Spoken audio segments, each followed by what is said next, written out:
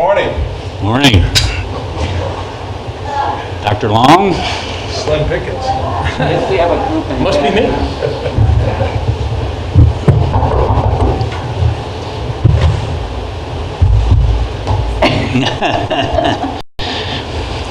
Well, the gavel didn't get her attention. Dr. Long.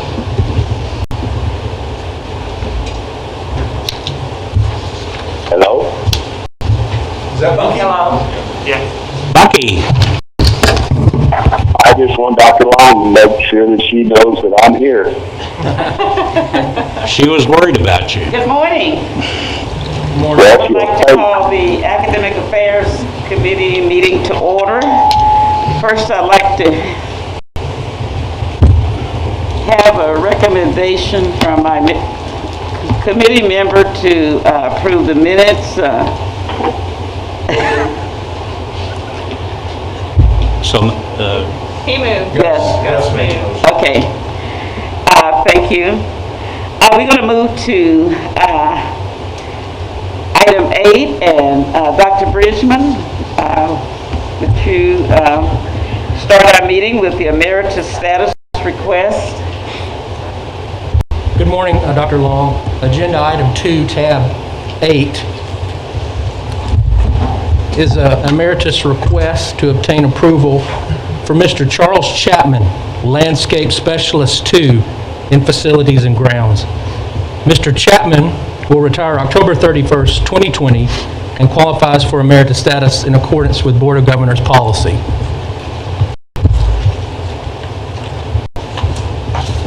So moved. Thank you. Let's move to the next item. Agenda item 3, status of faculty report, tab 9.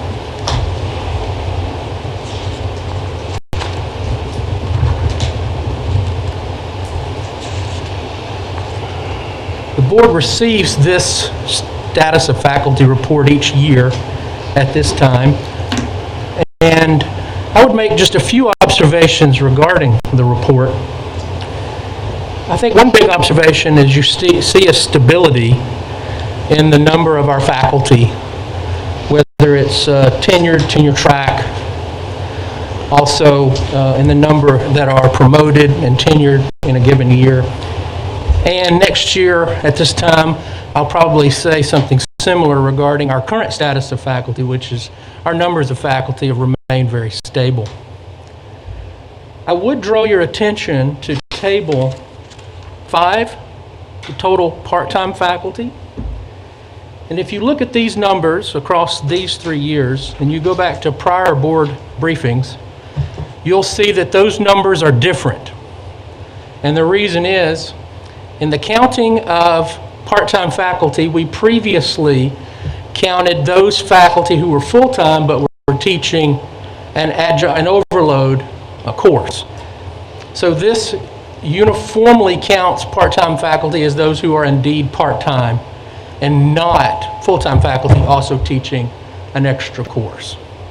And then you can also see for last year we had a pretty significant increase from 18-19 in the utilization of part-time faculty, and there are a number of explanations for that, which we can explore, but overall, that number, probably given our decrease in credit hours, can't be fully accounted for through those range of explanations, and it's likely that we overstaffed in the part-time faculty area.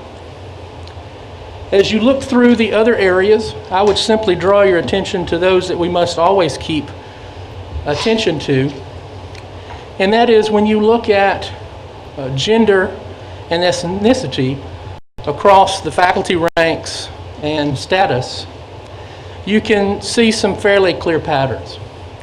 So for example, in the instructional faculty, there's a significant gender imbalance, with most of our instructional faculty positions being held by women. As you get into the full professor rank, you see a gender imbalance where 60% of those positions are held by men. If you look at the assistant professor rank, you see a gender balance of 50-50. And so as we look at our tenure and promotion structure, you know, we have to always be mindful of who is progressing through the ranks and how do we best support our faculty as they move through their careers. Also in the area of ethnicity, you can see variation as well that is, you know, not as equal to the gender changes across faculty ranks, but indeed do exist as you move through the ranks. So 19% of full professors are from ethnic minority backgrounds, 15% of associate professors, and then 21% of assistant professors. So you can see right now among our junior faculty, we have the greatest amount of ethnic diversity, and in the instructor rank, the lowest. That's 12%. So those are the observations I would make. We have a very strong faculty. The numbers have been stable for year to year the last several years. But we also need to keep in mind, you know, how we support our faculty as they move through their academic careers, and to make sure we're also achieving, you know, our values and goals as it relates to diversity, equity, and inclusion. The only comment I would like to make is that just want to be mindful of our student body makeup. And I noted, you know, we're noticing an increase in the Hispanic population. And I'm looking at the number of faculty, Hispanic faculty members that we're able to attract. So we might want to pay attention to that. I know there's probably a low percent of African Americans, but I'm particularly noticing the Hispanic population, especially since it's increasing quite a bit here at the institution. So, okay, I want to thank you. You completed with that? Yes, ma'am. Okay, any questions from the committee? Excellent report. Okay. Thank you, you sir. so much for the explanation. Yes, ma'am. Okay, we can move now to previously approved program updates are found in tab 1A. Yes, we bring forward from each of our colleges program reports of those programs that began a year ago and those that began 3 years ago. And the reports that you have received are a result of a conversation, one of several conversations Dr. Long and I have, in areas where we in academic affairs can supply the board with information you need to help guide our university. And so we started with the simple question of, we've approved a good number of programs over the last few years. How are they doing? And so these reports really try to address how those programs are doing. And I would say on our Zoom session is Dr. Toms, our Vice Provost for Academic Programs and Services, as well as our deans who are available for questions or deeper insights into their particular colleges and programs. What I want to provide with you are some of my observations from a very meaningful process that we engaged in to provide you with these reports, as well as the briefings. So we do see a variation across colleges in terms of the number of new programs. The College of Education provides information on 3 new programs. Business and Professional Studies, 9. Health, Science, Technology, 5. And Arts, Humanities, and Social Sciences, 5.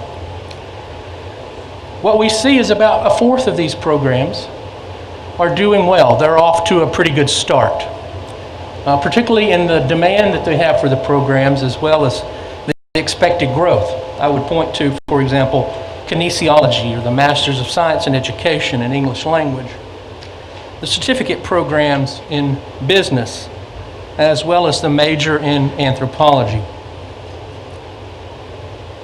I would also be remiss if I didn't point out that almost half of the programs, many of them certificates, have no enrollment, or at least enrollment that we're unable to detect or verify. And I also think many of these programs that have little to no enrollment have significant potential to grow. For example, big data and analysis. Something that should already have demand but doesn't. And so we can get into some of why those programs currently have no particular enrollment. If you read through the reports, you'll see some very interesting reasons for some of that dynamic. The challenges are in several broad categories. Some point to resources as a challenge, whether that's faculty or the ability to recruit. Data availability and inconsistencies noted most profoundly in Dean Greife's report. How you ask for the data and how you benchmark it dictates the quality of what you get and its comparability across colleges. And what seems fairly straightforward, how many students do I have, depends on when you take the measurement. So a significant benefit of this exercise is that we can do better in data collection as well as visualization and presentation of it as it relates to our ability to tell an objective story about our programs. And then for some of the certificates that do not have any enrollment, you clearly see that focus would have helped as well as follow through.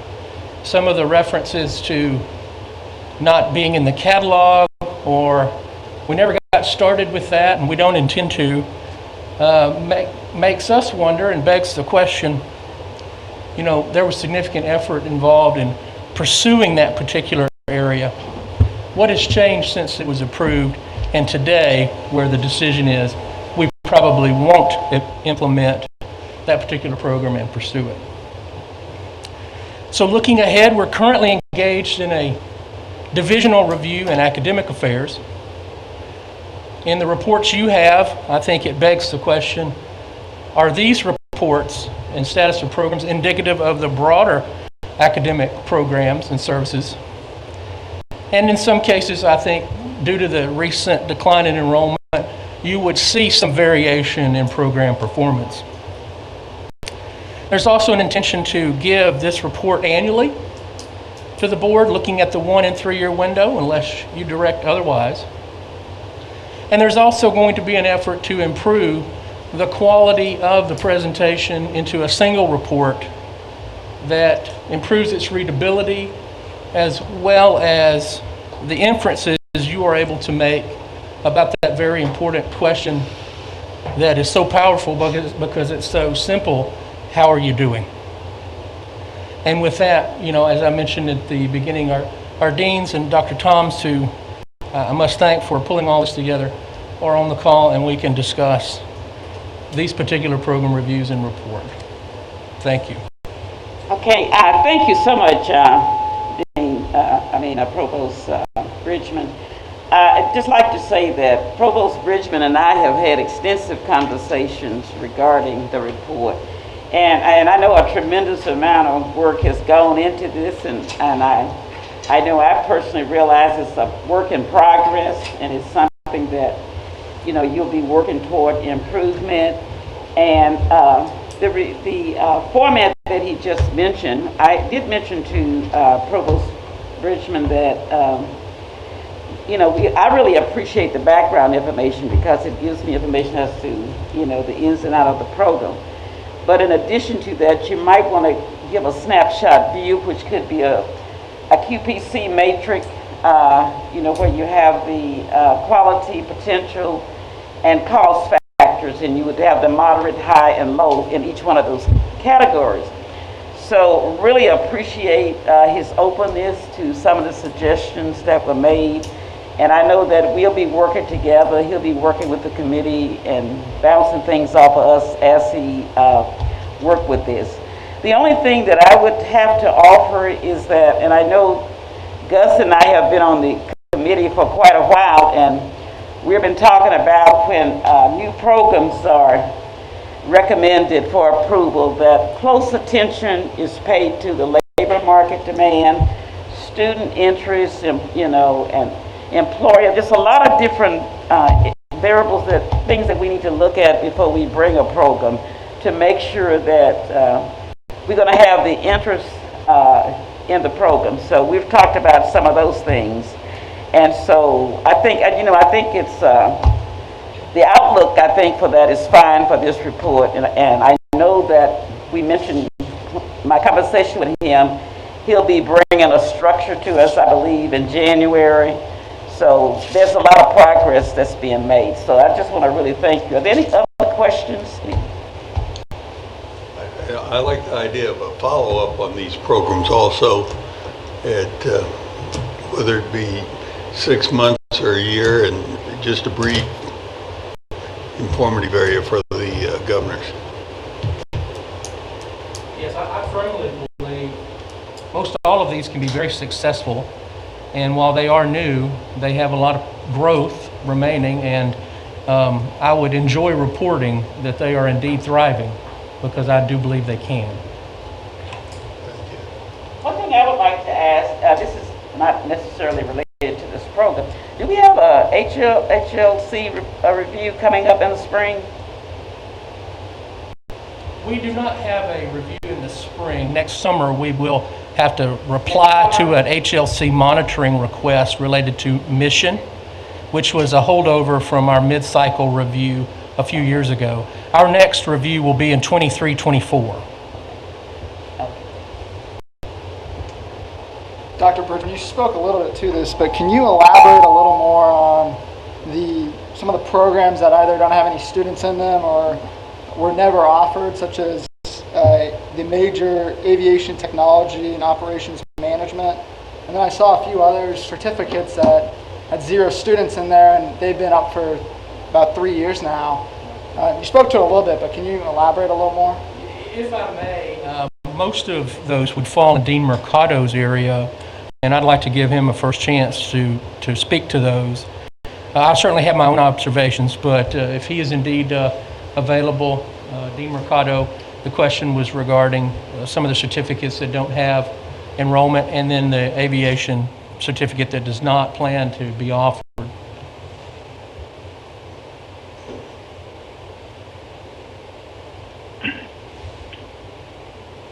If I heard this correctly, the question is about the programs without any enrollment. And with respect to the one in aviation, there was, I believe, a change of leadership in there, and they discovered they didn't have the resources in terms of staffing or any other financial resources to offer that major. It was a major program, so the new leadership decided not to offer the program anymore. The other one is a graduate certificate in finance that we believe has great potential for high school teachers who are interested in our dual credit courses. However, there was a delay in implementing the qualifications for dual credit instructors from HLC, and we didn't have the demand. But I believe that in a couple of years, the demand will be there. So that's why we would like to keep it in the books for future demand. And is there demand for the aviation technology and operations management in the future if the resources were there? At this point, we do not believe we have the resources. We're trying to focus on basically 2 programs, the professional pilot program and the airport program. So we don't believe we will have enough resources to offer a different type of program. So we would like to discontinue that one. Thank you. May I ask a question, Dr. Long? Dr. Bridgman, on the you had mentioned about some of these new programs, the faculty's responsibility for student recruitment. I assume you've got something in place for that and some accountabilities for that for these programs. Yes, we do. Beginning this year, the deans, Dr. Langston in enrollment management, and I, we meet weekly to discuss the academic area's responsibility to assisting with enrollment management. it does include recruitment, but also the curricular experience and then the impact practices that students will engage in that helps keep them here and graduate with skills that they can go on and then to do well.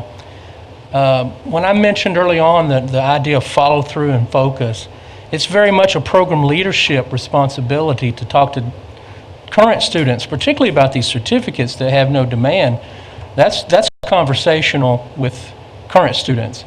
The external part, yeah, in the middle of a year we had a disjoint with a pandemic, but even with those challenges, we should have seen some demand in enrollment for the certificate. So, yeah, the deans are, and I are on the same page. We work closely on these particular questions, and they know kind of where our obligations are regarding recruitment by programs. We should all be builders and growers, and that's the message that we share, and we meet weekly to make sure we're following through on our commitments to do that. Great. Thank you. Yes, sir.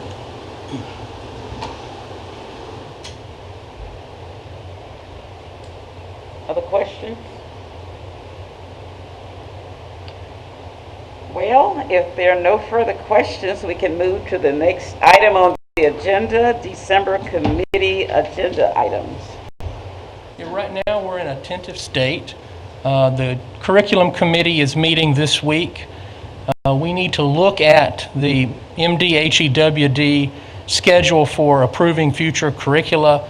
That would be the most pressing thing we would bring forward later in the year or when the board meets again, regardless of format. But curricular matters would be prominent. I think we will probably also have our standard emeritus request. But we do look forward to bringing some tweaks to our curriculum forward in December. Do we know what the format of the December meetings will be? Will it be? Monica, I was looking at the commencement schedule, and I'm just wondering what committee, you having committee meetings in December? do you know? Yeah, that's something we should discuss today as part of these meetings. And with the heavy load on commencement this time, and even the change with number of board members at each commencement, we're considering maybe an alternative day of the week for that meeting that we will want to discuss with the board more formally, so that we'd have a little more time with committees and an actual plenary session. Usually the December meeting is a little bit abbreviated, and then but we do have some important items that will be coming forward in December from both finance and administration, and likely from the curriculum side from academic affairs. And so we'll probably want to consider maybe moving the day of the week for that meeting so that we can have a fuller board meeting, including committee. So will it be in person or virtual or? I think the board can certainly decide which way on that, or some element of both. Our intent at this point would be to propose and ask the board to have another in-person meeting in December, but that's certainly not necessary given the technology we have. Okay.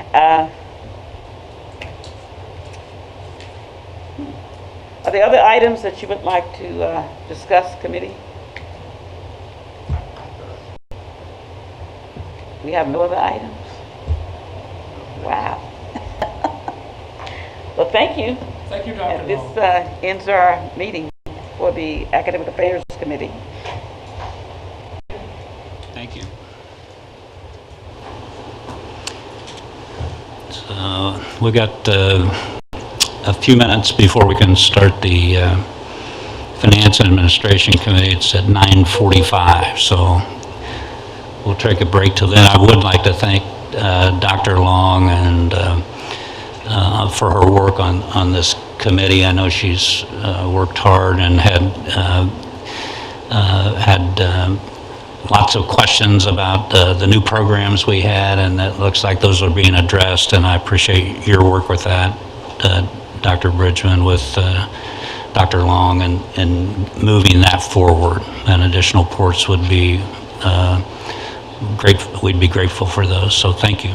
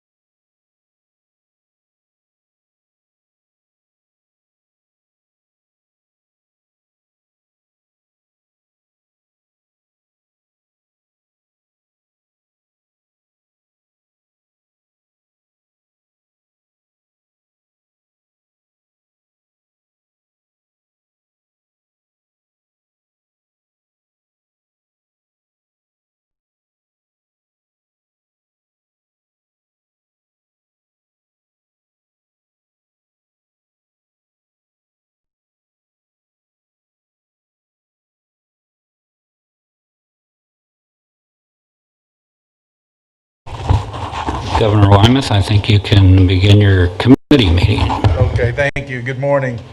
John called and asked me to pinch hit for him today. I don't know if you're aware of it, but John's sister has cancer and he's with her today, so we should keep her and the family in our prayers. I need approval of minutes. First of all, Bunky, are you still with us? I'm here. Super. Can you hear me? Can you give me an approval? I would move it be approved. Thank you. And we have a second. Bill, are you going to talk to us this morning about Sky Haven? Yes, sir. Please do. So in tab 14 is the briefing paper for the Sky Haven Airport Terminal Building.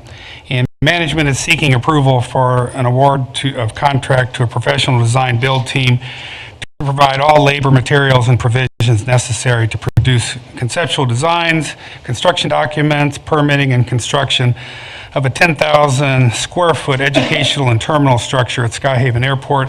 The project budget is $2.8 million. This facility will provide educational, administrative, conference, terminal, and parking at the airport.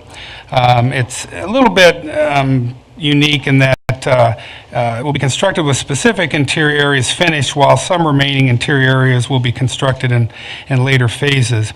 The proposals were ranked on 5 different weighted criteria, and the designs are not to impact the navigable airspace.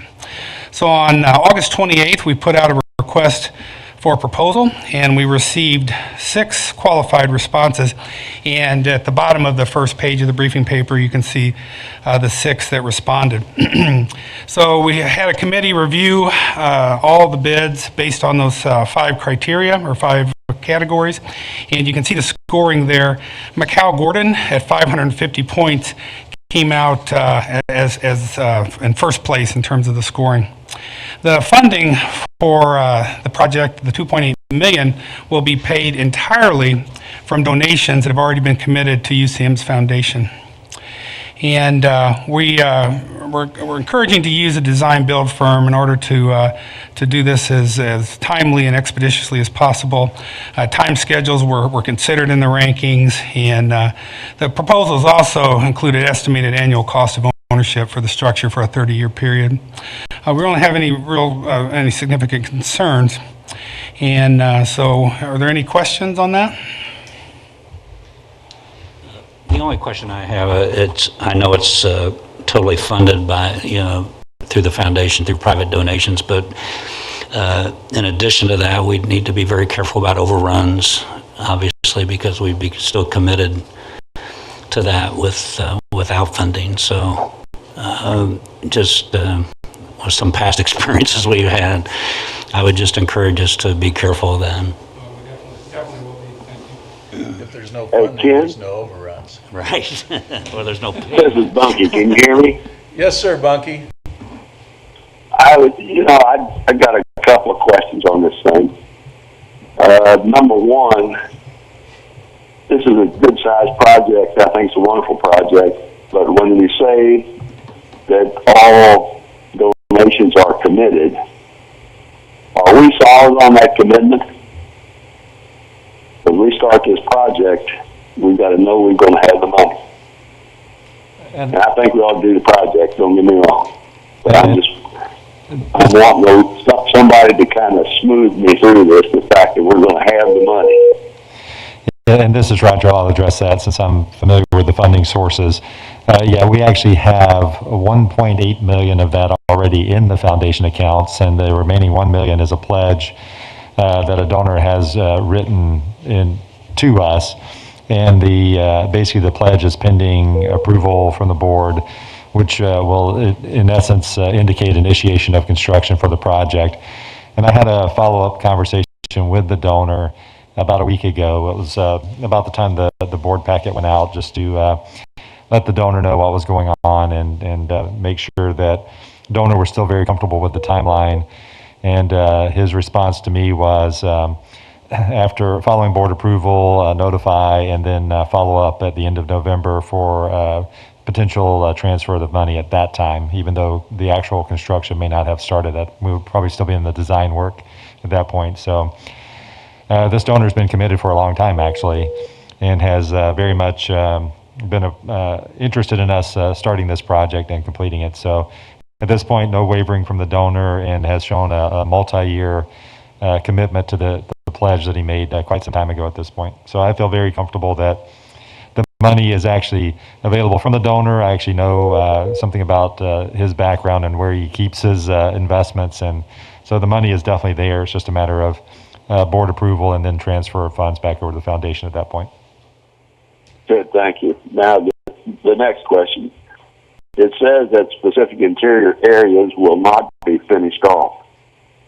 You know, I take it that there's going to be some vacant part of this thing, and I just want to make sure, are we going to be able to handle the so-called business operation of this airport and be in a position to handle private pilots and that sort of thing?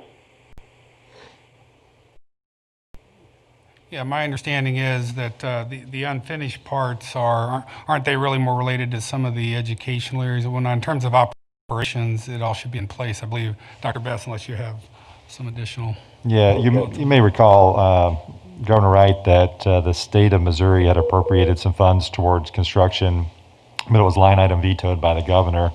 The vision for the space there is both a traditional terminal space, which would have our fixed-based operations, pilot lounges, those and planning rooms, those things, but also some educational space. And so we did not want to wait for full funding for both the educational space and the terminal building to move forward with construction of the terminal, particularly given we have one donor who's been committed for a long time on the terminal space. And so what the construction firm is being asked to do is design a space that creates some flexibility for the educational space that we hope to have funding on in the near term.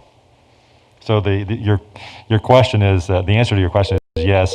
It'll be a full build out of a terminal. All of the terminal operations side would be fully functional, and it really is the educational space that would be more of the unfinished and or future expansion space.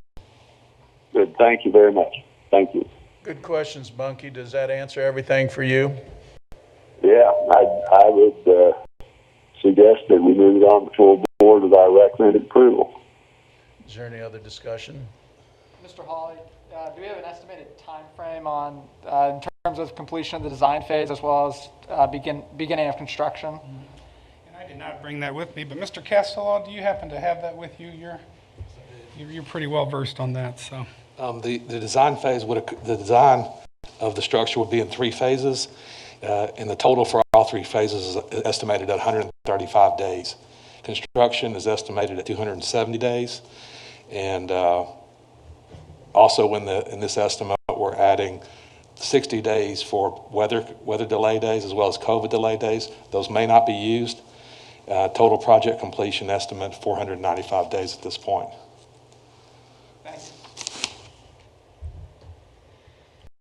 Any other questions? Hearing none, I need a motion for approval to preliminary. Bunky? We have that. Second. Okay, Bill, would you, thank you. Like to talk about Crane Stadium, please. Yes, sir. Thank you. So on tab 15, there's a briefing paper for Crane Stadium facility improvements. And, management seeks board approval for the award of a contract to McCown Gordon Construction, an amount not to exceed $2,090,000, inclusive of remaining A&E fees for expansion and improvement to the Crane Stadium baseball facility. Back in May of 2019, management authorized Gould Evans, who is our on-call A&E services provider, to provide design and construction phase services for expansion improvement to Crane Stadium. The proposed project will include a building approximately 2,500 square feet located between the existing clubhouse to the south and King Street to the north. The building is constructed of concrete masonry with a steel structure. The locker room is 1,600 square feet and features 44 full-size lockers. A 600 square feet restroom is directly off the locker room. And to the west of the building is an entry plaza with a decorative fence and gate welcoming visitors to Crane Stadium. The UCM Foundation has engaged a fundraising campaign for this project for some time and has received gifts from donors totaling $1,976,250 designated for baseball facility improvements. To date, $393,760 has been expended, which includes the $167,100 for the architectural and engineering final design drawings and construction documents, $221,710 for bleacher replacement at first and third bases, and $4,950 for a topographical site survey.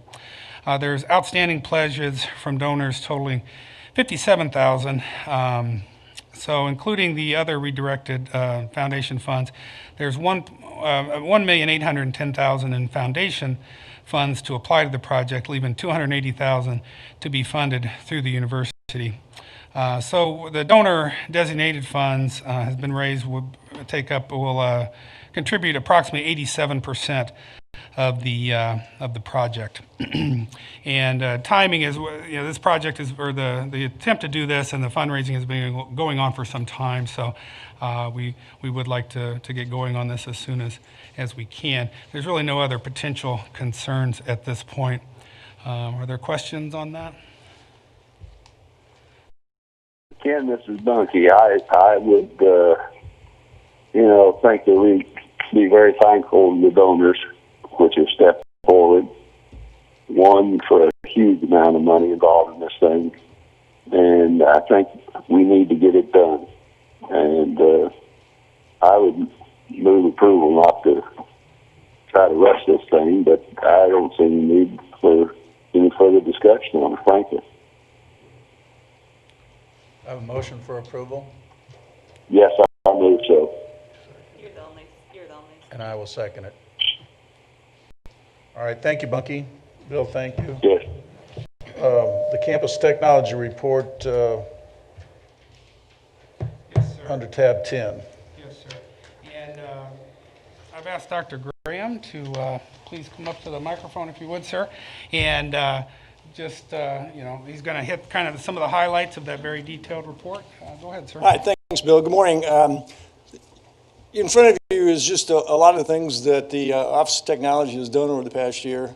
It highlights some of the key projects and initiatives that were assigned, but don't think that we weren't really focusing on just trying to meet the needs of our students and faculty and why we're here and doing what we do.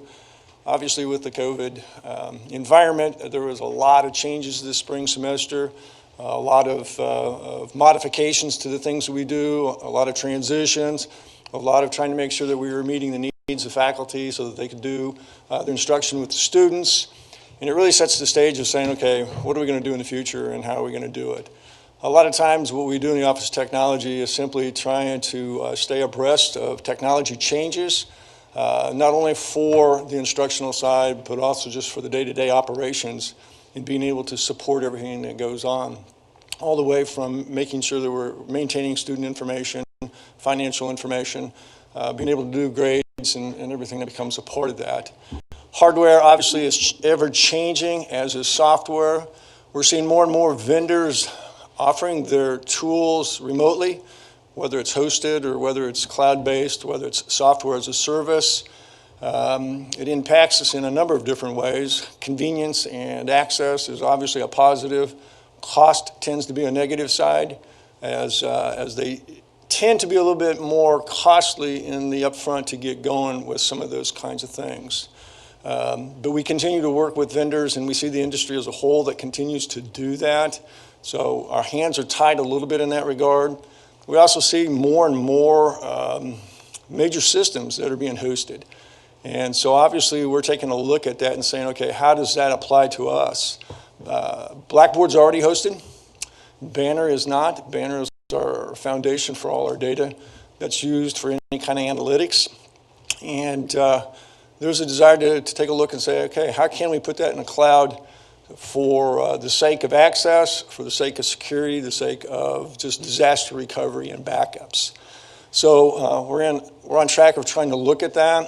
We're in the middle of trying to make sure that authentication of resources is in place.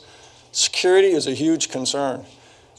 We see a lot of things that go on in today's world with phishing attempts, denial of service attacks. We see that the biggest challenge from security sometimes is what's referred to as the human element. People responding to email or clicking on links in their email. Can't tell you how many times Dr. Best has forwarded an email that says, hey, I got this, but this isn't for me type thing. And we appreciate his attitude and understanding of those things. But it is very easy to get caught in a scam if you're not careful of what you're reading and taking a look at what you're doing.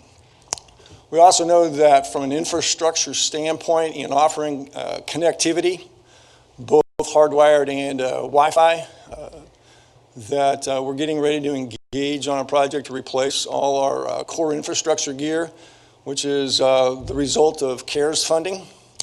So it was something we've been trying to save for the past couple of years, but the CARES funding is certainly going to allow us to take the steps to do that.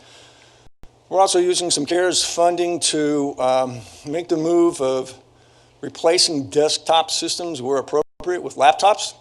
So we create the mobile environment a little bit strongly so that if that need exists again to be a little bit more mobile than what we have been, we can do that. We'd like to say it's an easy project, but it tends to be more of a logistics challenge of making sure that we're in touch with the right people, we're validating everything we have, and then moving forward accordingly, okay? We'd love to say that we know exactly what we're going to be doing tomorrow, but priorities shift, demands shift, needs change. Our goal, our challenge is just to be able to, again, meet the needs that are out there of trying to say, what do we need to do? How can we do it? Can't tell you how many times that we've tried to say, hey, here's what we want to do, and here's where we're trying to go, but then it gets shifted as a result of something else that has come up, something that has been done. This weekend, for example, we're getting ready to move into what we call a single sign-on world so that we don't have to have multiple IDs in order to get to resources. This has been a project that we've been talking about for probably 10 years, but the logistics of making it happen, especially with all the different vendors that will interface with it and making sure that everybody's on board with it has been a challenge, but we continue to move forward. So what you see is just kind of a reflection of some of the things that we've been doing, the things that we are going to be doing, but realizing that when it really boils down to what do we need to do to assist the faculty being successful in teaching our students, and what do we need to do to support the students so that they can be successful with why they are here, okay? In the grand scheme, we would love to say that it's perfect, but it's not, only because of the dynamics that exist, the environment of change with technology. And I don't see that that's necessarily going to get any easier, but it becomes more of the challenge to say, okay, hey, what do we need to do to be there and support our user community, okay? So with that being said, if you've got questions, I'd be glad to try and answer them or highlight anything that maybe you read in the report that is of concern to you. Is there any questions? I have one question. I know I'm not on the committee, but I think this is the only place that will. Is Zoom the only primary platform that we're using? No, it is not. So the question is Zoom the only thing that we're using? It is not. Zoom is a big one from an industry standpoint. We've got our frustrations from a technical side with Zoom, but it's one of several that are being used. We know that Google Meet is being used. We know that Panopto is out there, and we know there's a lot of others that faculty are using. And not only faculty, but staff. The challenge with Zoom is it's common, people know about it. They opened up their platform during the COVID time so that they made it free. Then they have restricted it. Now that you're using it, now you start paying for what you use. The other downside of Zoom, and I don't mean it in a critical capacity, is storage. Okay, they limit you on the amount of storage you can do if you record your sessions, and that storage space is very, very small. So we are being asked to pay for storage, but in the meantime, we're looking at different alternatives and have been successful in trying to move those recordings to other locations so that we don't have to pay them. But in a couple of the email listservs I'm on, that is a huge downside of what's happening with Zoom and how they're beginning to charge for storage space. But bottom line is there are several tools that are being used. Any other questions? Good question, Mary. Thank you. Thank you. All right, Bill, you want to talk about first quarter investment report? Yes, sir. On tab 11, and I'm going to turn to Ms. Brockhouse to lead off on that, if you would. The first quarter fiscal year 2021 review of our investment portfolio can be found on tab 11 of your board packet. While the representatives of PFM are not participating in our meeting today, we are certainly happy to reach out to them with any questions you may have regarding the report or our portfolio performance. I suspect you'll all be relieved to hear that I'm not going to go through the 49-page report page by page. However, I would like to highlight just a few key points. Similar to our prior investment summaries, this document outlines the current market conditions and provides a fixed income sector outlook. This information can be found on pages 1 through 10 of the current report. Not surprising, there continues to be a great deal of uncertainty as we move into our final quarter of calendar year 2020. The markets have really been walking a fine line, and we have a still struggling economy and hopes for a COVID-19 vaccine breakthrough. You may recall that recently the Federal Reserve announced a shift in its inflation policy, and that will likely keep our inflation rates much lower than originally expected. If you shift over to page 12 of the document, you'll see that our total consolidated market value for our portfolio is at $101,782,488.60. Approximately 4.5% of the portfolio has a maturity of less than a year. About 51.5% matures in 1 to 2 years, and 39.6% in 2 to 3 years, with about 4.4% maturing in 3 or more years. As you turn to page 13, the cumulative gross earnings for the first quarter of fiscal year 21 totals $701,897. This includes $365,812 in actual basis interest earned and $365,812 in accrual-based interest earned and $336,085 in realized gain on amortized cost. You will note that the cumulative management fee that PM assesses for the first quarter totaled $20,153. So thus we had a net cumulative earnings for the first quarter of $681,744. If you jump all the way over to page 21, you'll see that our portfolio is comprised of 41.9% in federal agency bonds and notes, 31% U.S. Treasuries, 17.4% in federal agency collateralized mortgage obligations, 9% in supranational agency bonds and notes, and less than 1% in money market mutual funds. Additional information on the sector and issuer distribution can be found beginning on page 30 of the report. And then I would say to you, if you're interested in our transaction detail, beginning on page 32, you'll see our quarterly portfolio transactions, followed by the details of the securities held as of September 30th. That concludes my report unless you have specific questions. I have questions, and I don't want to go to page 30. What's a supernatural? I mean, just in general, what kind of fund is that? This is when I want the experts to be here sorry, to help. yeah, no, that's fine. I Well, was just curious. no, what I would do is I will provide you with details on each of these. I just never heard of that. I think it's a government issue, isn't it?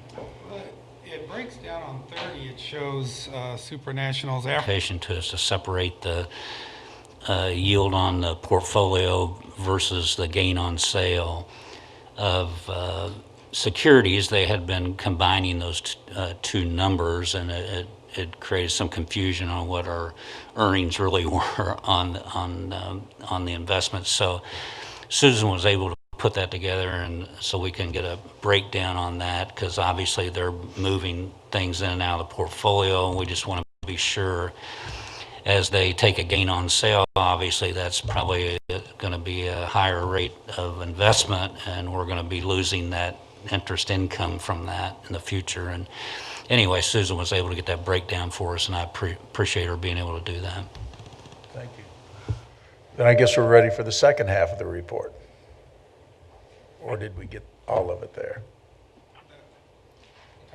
You're done. You're talking about going on to the statement of revenues, or? We can, yes. Okay. All right, so in tab 12 is the first quarter statement of revenues, and as you know, over the last couple meetings, we've been working on a format, making it more user-friendly than what had historically been used. And so if you go to tab 12, that's the latest and greatest version. Also, we've modified it too to allow us to do some comparison related to our deficit spending. And so Ms. Moore and Ms. Brockhouse, they've spent a great deal of time working on these.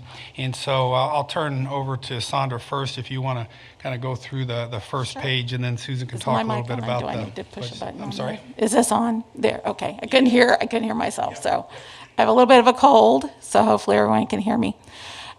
Just a few things I want to point out. A few items on the first quarter here that we made a few adjustments that may make this look a little different than you've seen in the past. For one thing, on the tuition and fees, the housing and the other auxiliary enterprise revenues, you're going to see that we've prorated those to reflect just what we've earned in this semester. So the first quarter, we took the number of days that we were in session and divided that by the number of days for the entire semester. So we came up with 41%. So we've adjusted that. That's why you're going to see, instead of like a $38,000 number there, you're seeing closer to $16 million. Did I say 38? I meant to say $38 million, not $36,000. Also, the scholarship expense and the non-operating revenue, which includes the federal grants, those have all been adjusted to reflect 41% too, because they're in direct correlation to the tuition. Depreciation is based on the FY20 depreciation of $16.8 million. And so this is for one quarter, it's close to $4.2 million. We also had just recently a change in our state appropriations. The governor has released additional funds. That didn't happen until this quarter. So for the first quarter, with the lottery funds, it is $3.9 million a month. So you can see for the quarter, we're about $11.7 million. And then for going forward, we have an additional $109,795 a month that will be showing up in our appropriations. So our monthly will go to right at $4 million. That's, unless you have additional questions, that's pretty much everything else is, unless you want to know what's in a certain number. That additional 100,000 a month is from the funds that the governor released recently, correct? Yeah. Thank you.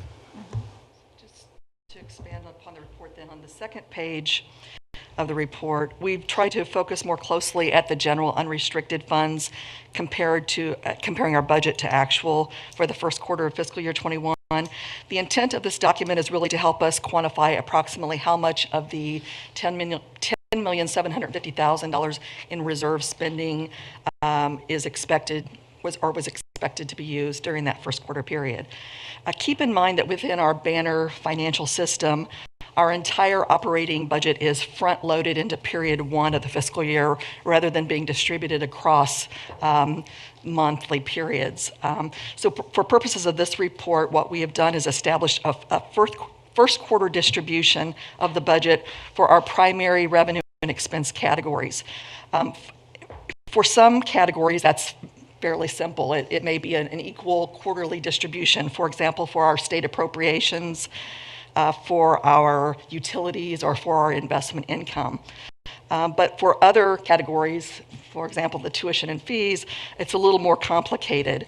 What we've done, Sandra referenced the 41% for our summer, fall tuition. For our spring, we would expect to have no revenue generated as of the first quarter, so it represents 0%. And then for the other fee categories, a more equal distribution across quarters. So ultimately, what you'll see is nearly $15.8 million of our annualized budget allocated to the first quarter. So based on the distribution you see here, we would have expected the income before other revenues and expenses for our general unrestricted funds to be nearly $2.9 million. Our actual results show just over $1.2 million, thus the difference of $1.68 million would be approximately what portion of that $10,750,000 would be used during the first quarter. Again, this is kind of our first pass at trying to distribute our budget in this manner, so it's subject to some scrutiny, but I think we feel pretty solid, and based on the year-to-date activity we're seeing, I think we feel very comfortable with this summary. So, questions about? Yeah, again, I want to thank Susan for putting this together, because I thought this would be a good gauge for us to know where we were with the commitment we made to the using reserves to fund our budget. And obviously we've had some money released since we did the budget, but still in a very tight situation. And I thought a good way for us to measure this would to kind of know where we were with the restriction the board put on using reserves for this. So I appreciate you putting that together, and we kind of see where we're running, and thanks for doing that. And just to confirm on the appropriations, I think I have that number. It's just over $1 million, but it will be distributed equally between August to June. So, thanks again. So in general terms, our first quarter budget was 2.8. We generated 1.2. We had a 1.6 deficit, which does not include the new monies. And the 1.6 does not include the new monies that the governor has, the 1.6 deficit. Okay. But we'll, as Sandra said, we'll be getting that over a, 5-6 month period? Or? October, actually the last. And so they'll just send that with our regular monthly allocate. It is just over $1 million. 3% they withheld, so. It's 900 and something. They withheld part of the withhold that they released. Right. So. Right. So anyway, this is a good gauge for us to show where we're at as far as what we'd agreed to. So. Just to confirm, the October 7th release is $1,018,722. But they'll take the 3% out. Yeah, we won't get that. We'll get 97% of that. So our July through September appropriations amount, which you can see on here, is it's $11,730,252. The remainder on a per monthly basis will be $4,019,879 per month. All right, very good, thank you. Is there other discussion? So does that end our first quarter statement information? Yes, sir. Then we're ready for the procurement report in tab 1B. Yes, thank you. And again, I'll turn to Ms. Brockhouse to lead off that conversation, if you would. Okay.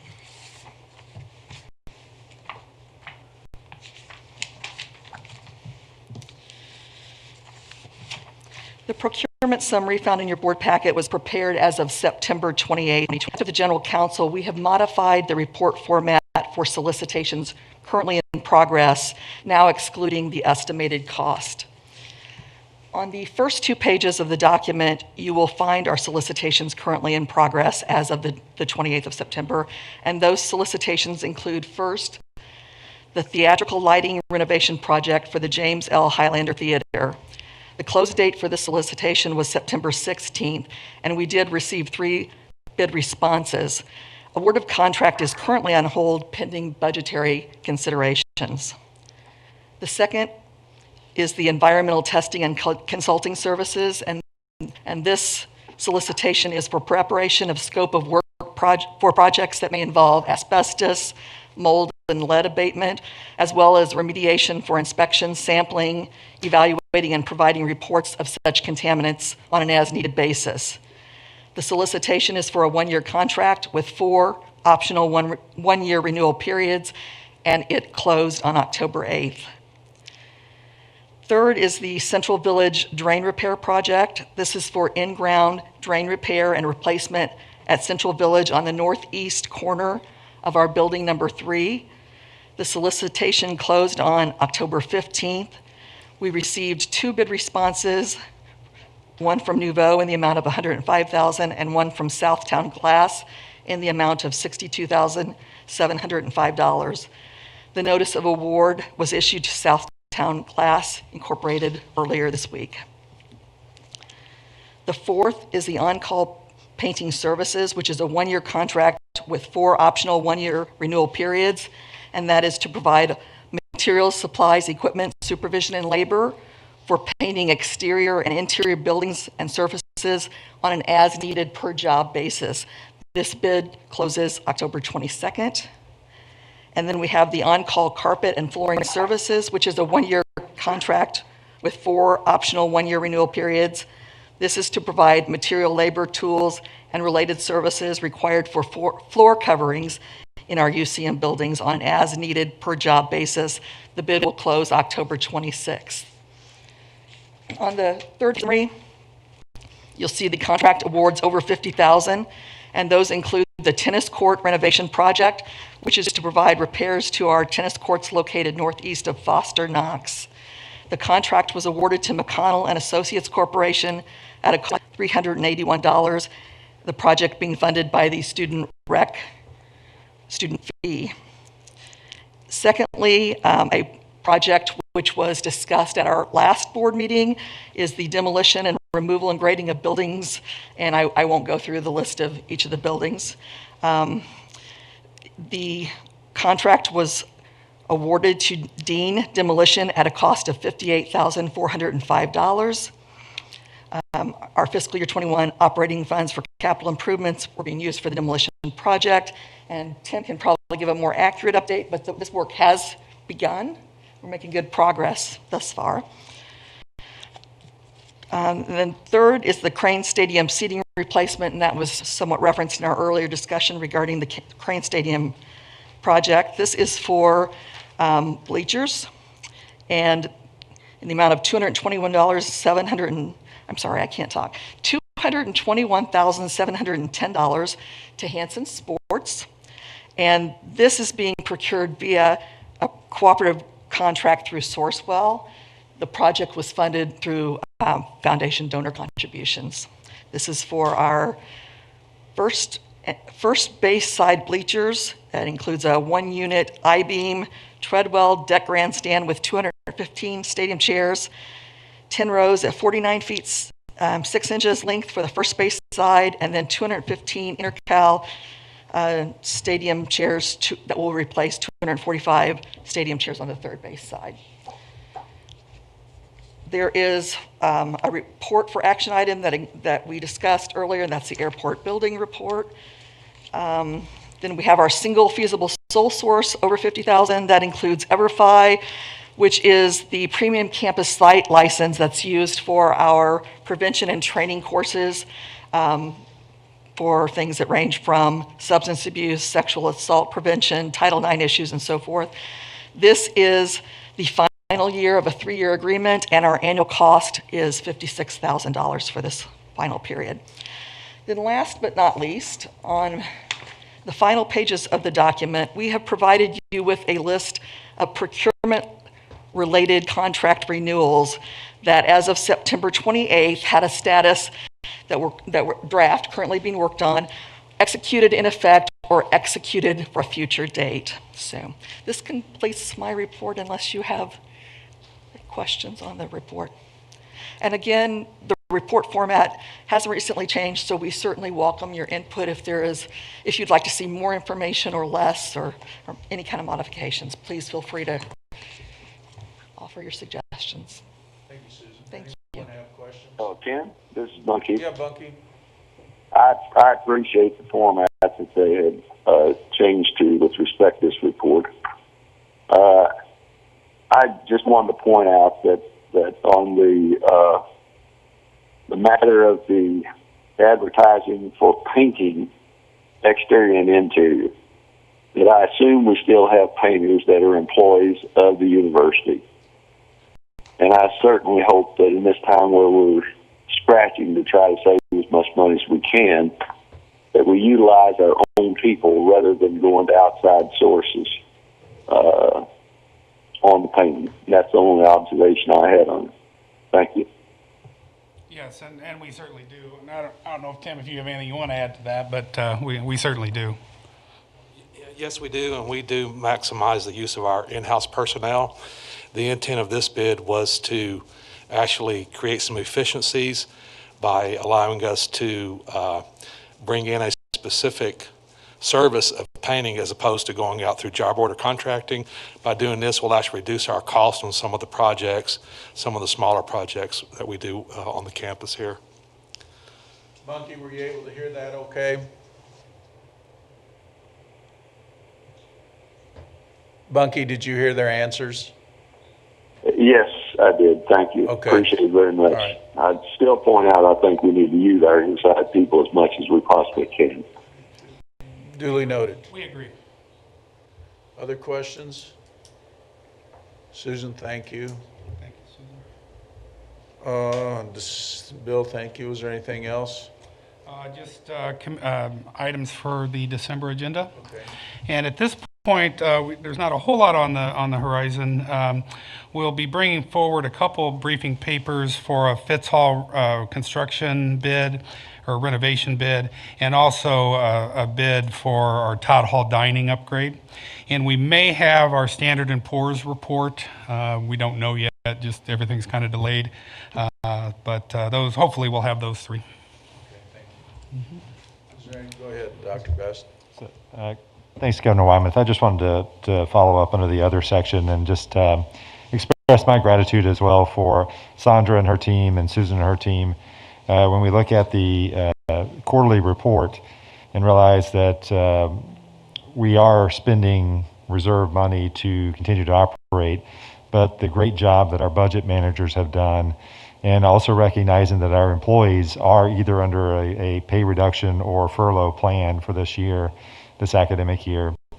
Just want to express my gratitude for everyone pulling together and making sure that we keep that deficit spending lower than actually what we had originally forecast, at least for this quarter, and knowing that we still have 3 more quarters to go, that we're going to have to pay a lot of attention to that number. And so thank you guys for the great work that you did in showing where we were tracking, and to all of our budget managers for the good job they're doing in holding our spending. Thank you. Thank you. And again, thank you. Anything else that needs to come in before the Finance and Administration group? If not, I'll turn it back over to you, Mr. President. Okay, thank you. We'll begin the work session at 11 a.m. Thank you.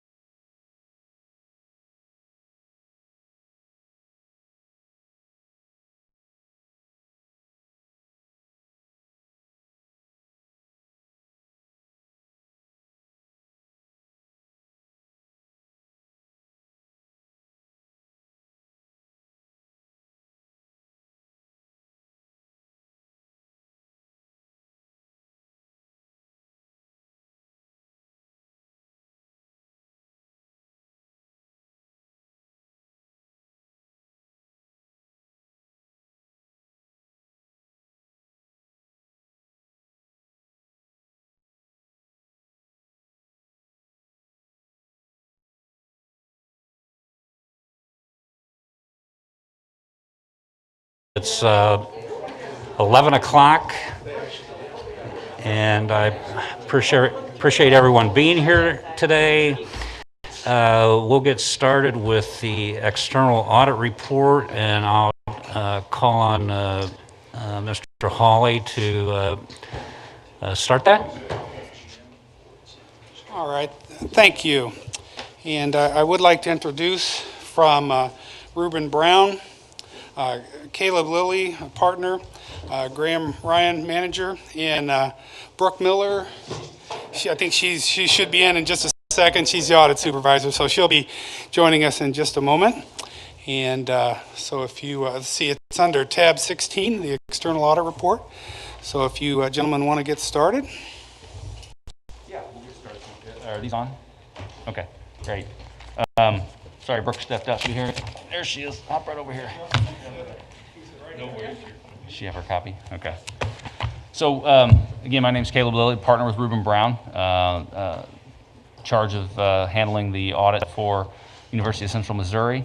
Thanks for having us out here today. We have concluded our financial statement audit as part of our field work. What's probably just a little different this year than what has been in the past, and we'll walk you through this real quickly, is that you are aware that you received a fair amount of CARES funding through the HERF program. So the guidance for that money, as far as how they want us to audit it, has not been made available yet. So we have complete, I see a few nods, shocker, right? So the money has been used in many cases. There's still funding there, but there's been enough that it is going to be considered a major program. So we do have to audit it, but we don't have the guidance from the OMB yet. So we did go ahead and complete the financial statement audit, so that's what we're going to walk through. And we've completed all of our procedures on the other federal dollars that we audit normally. So we'll have to complete that work as soon as they give us the guidance. We're hopeful, they're telling us mid-November roughly that we'll get that guidance. So we'll try to perform those procedures before the holidays hit, early December, and then we'll complete that piece of the engagement. Should anything come to our attention as part of that process that you need to be communicated to, we'll provide an updated communication. We're not anticipating anything. I mean, when we've done work in the federal compliance area for you in the past, we've found very little, usually some small one-off stuff, but nothing usually of any consequence that would change our opinions on anything.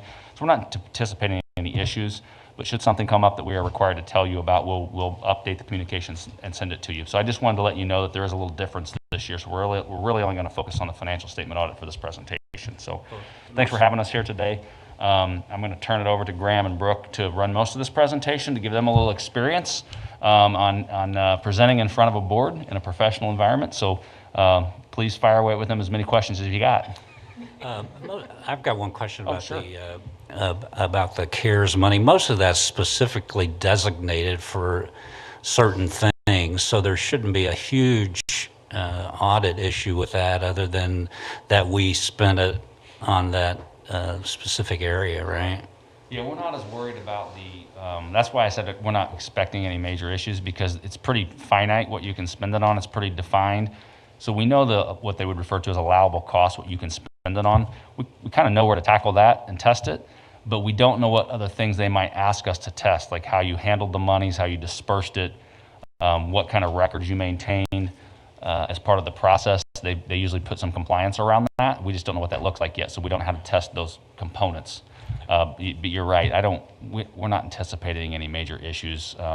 It was pretty clear that most schools in general were able to use it pretty quickly because they had those needs. There were some timelines put on some of those funds, but okay. Yeah, and just to add to that, and working through our field work and regular conversations with Sandra, she has regularly bounced questions off us and also made a point to be very detailed in tracking those expenditures, which we've had to factor into an element of the financial statement audit since the funds have started flowing through, obviously.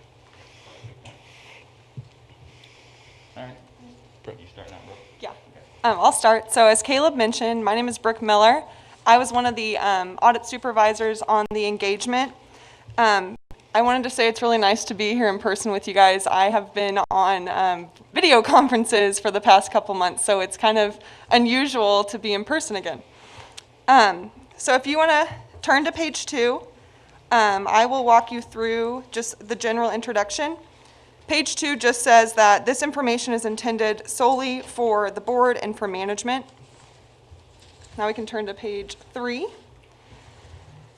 So page 3 is going to dive into our required auditor communications. I'm going to quickly summarize this information for you.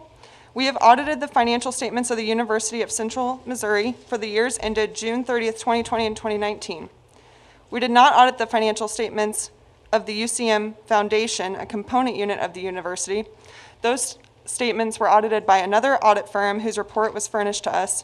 Our opinion of the amounts included for the UCM Foundation is based solely on the reports of the other auditors. Our audit was performed in accordance with government auditing standards.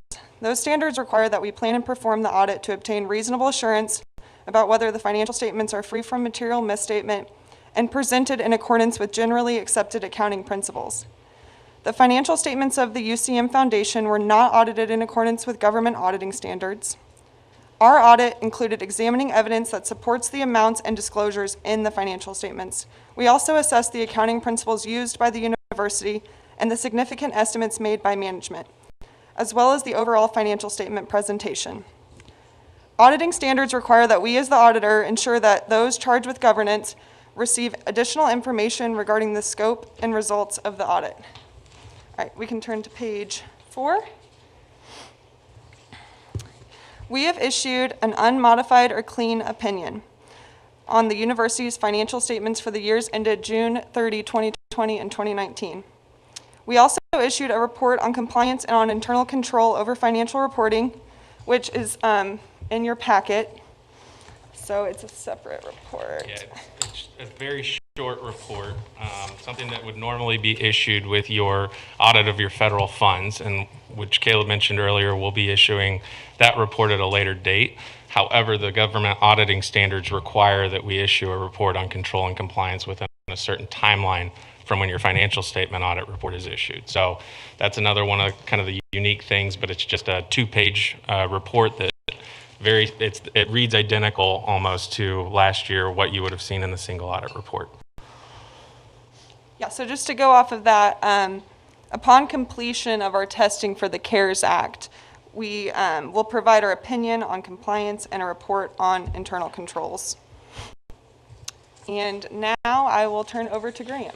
As mentioned at the introduction, my name is Graham Ryan. I'm the audit manager on the engagement. I also want to pause and just thank the members of management that are here with us today. Sandra, Susan, Lisa, and the whole accounting and finance team put in a tremendous amount of work to get us through the audit, the required procedures. As many of you are very well aware, things were turned upside down this spring, and it certainly impacted them. But I really want to just express our appreciation for their patience and how responsive they were to our requests throughout the audit. So continuing on page 5, as has always been the case, the 2020 financial statements of the university are going to be included with the state of Missouri's financial statements. We performed the audit, conducted it according to the plan, scope, and timing previously communicated to you in our engagement letter that was dated July 6th.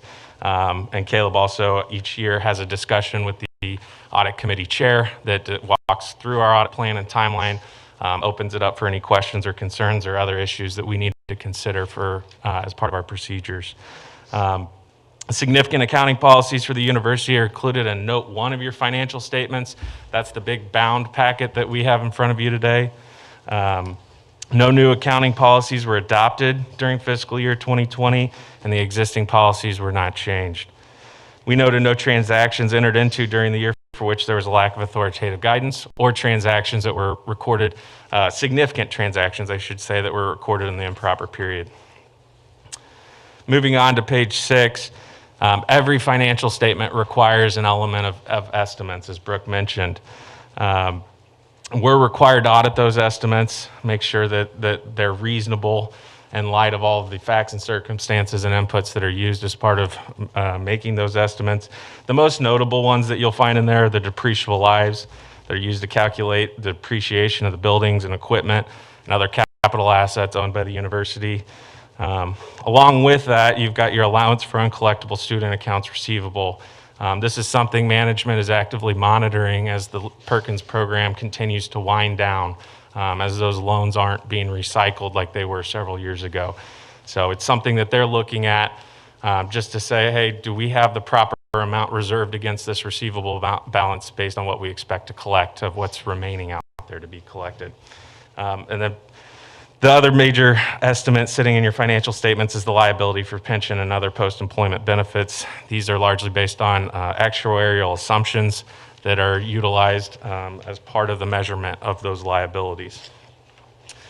Moving on to page 7, the disclosures in your financial statements are required to be neutral, consistent, and clear. Certain disclosures are particularly sensitive because of their significance to the financial statement users. The most significant disclosures affecting the financial statements are your deposits, investments, and investment return in footnote 2, the long-term liabilities that are coming due in future years for the university in note 4, related party transactions with the foundation, note 5, pension plans, which I just mentioned, are in note 6, your health care benefits, which include the OPEB, other post-employment benefits in note 7, as well as commitments and contingencies and activity with the foundation in notes 8 and 10 respectively. Pleased to report to you there were no difficulties encountered in dealing with management related to the performance of our audit procedures. Move on to slide 8. As we work through our required procedures, we worked with management to accumulate various reclassification entries for financial statement presentation purposes. These are just movements, minor movements within lines. They don't result in a change in your income or a change in your net position, your equity, if you will. But to make sure that fiscal year 19 and 20 are comparative, we make sure that any reclassifications of that nature are consistent between periods. There was one uncorrected misstatement noted during the audit, which in total would have increased the change in that position by $304,000. This essentially related to a prepaid expense that was paid before June 30, 2020, and relates to underlying services and benefits to be provided to the university during fiscal year 2021. It's, and in our minds, it's relatively insignificant, even though that's a sizable dollar amount. It's a timing issue between your 2 fiscal years, and it was below a dollar amount that we ended up ultimately passing on that adjustment. And there were no corrected misstatements that were made. Those would be material, much larger dollar amounts that we found significant errors that weren't detected by management. There were none of those that we noted during our audit procedures. We requested certain representations from management that are included in the accompanying management representation letter. You'll find that at the back of this presentation. And there were no matters of significant discussion that affected our retention as the university auditors.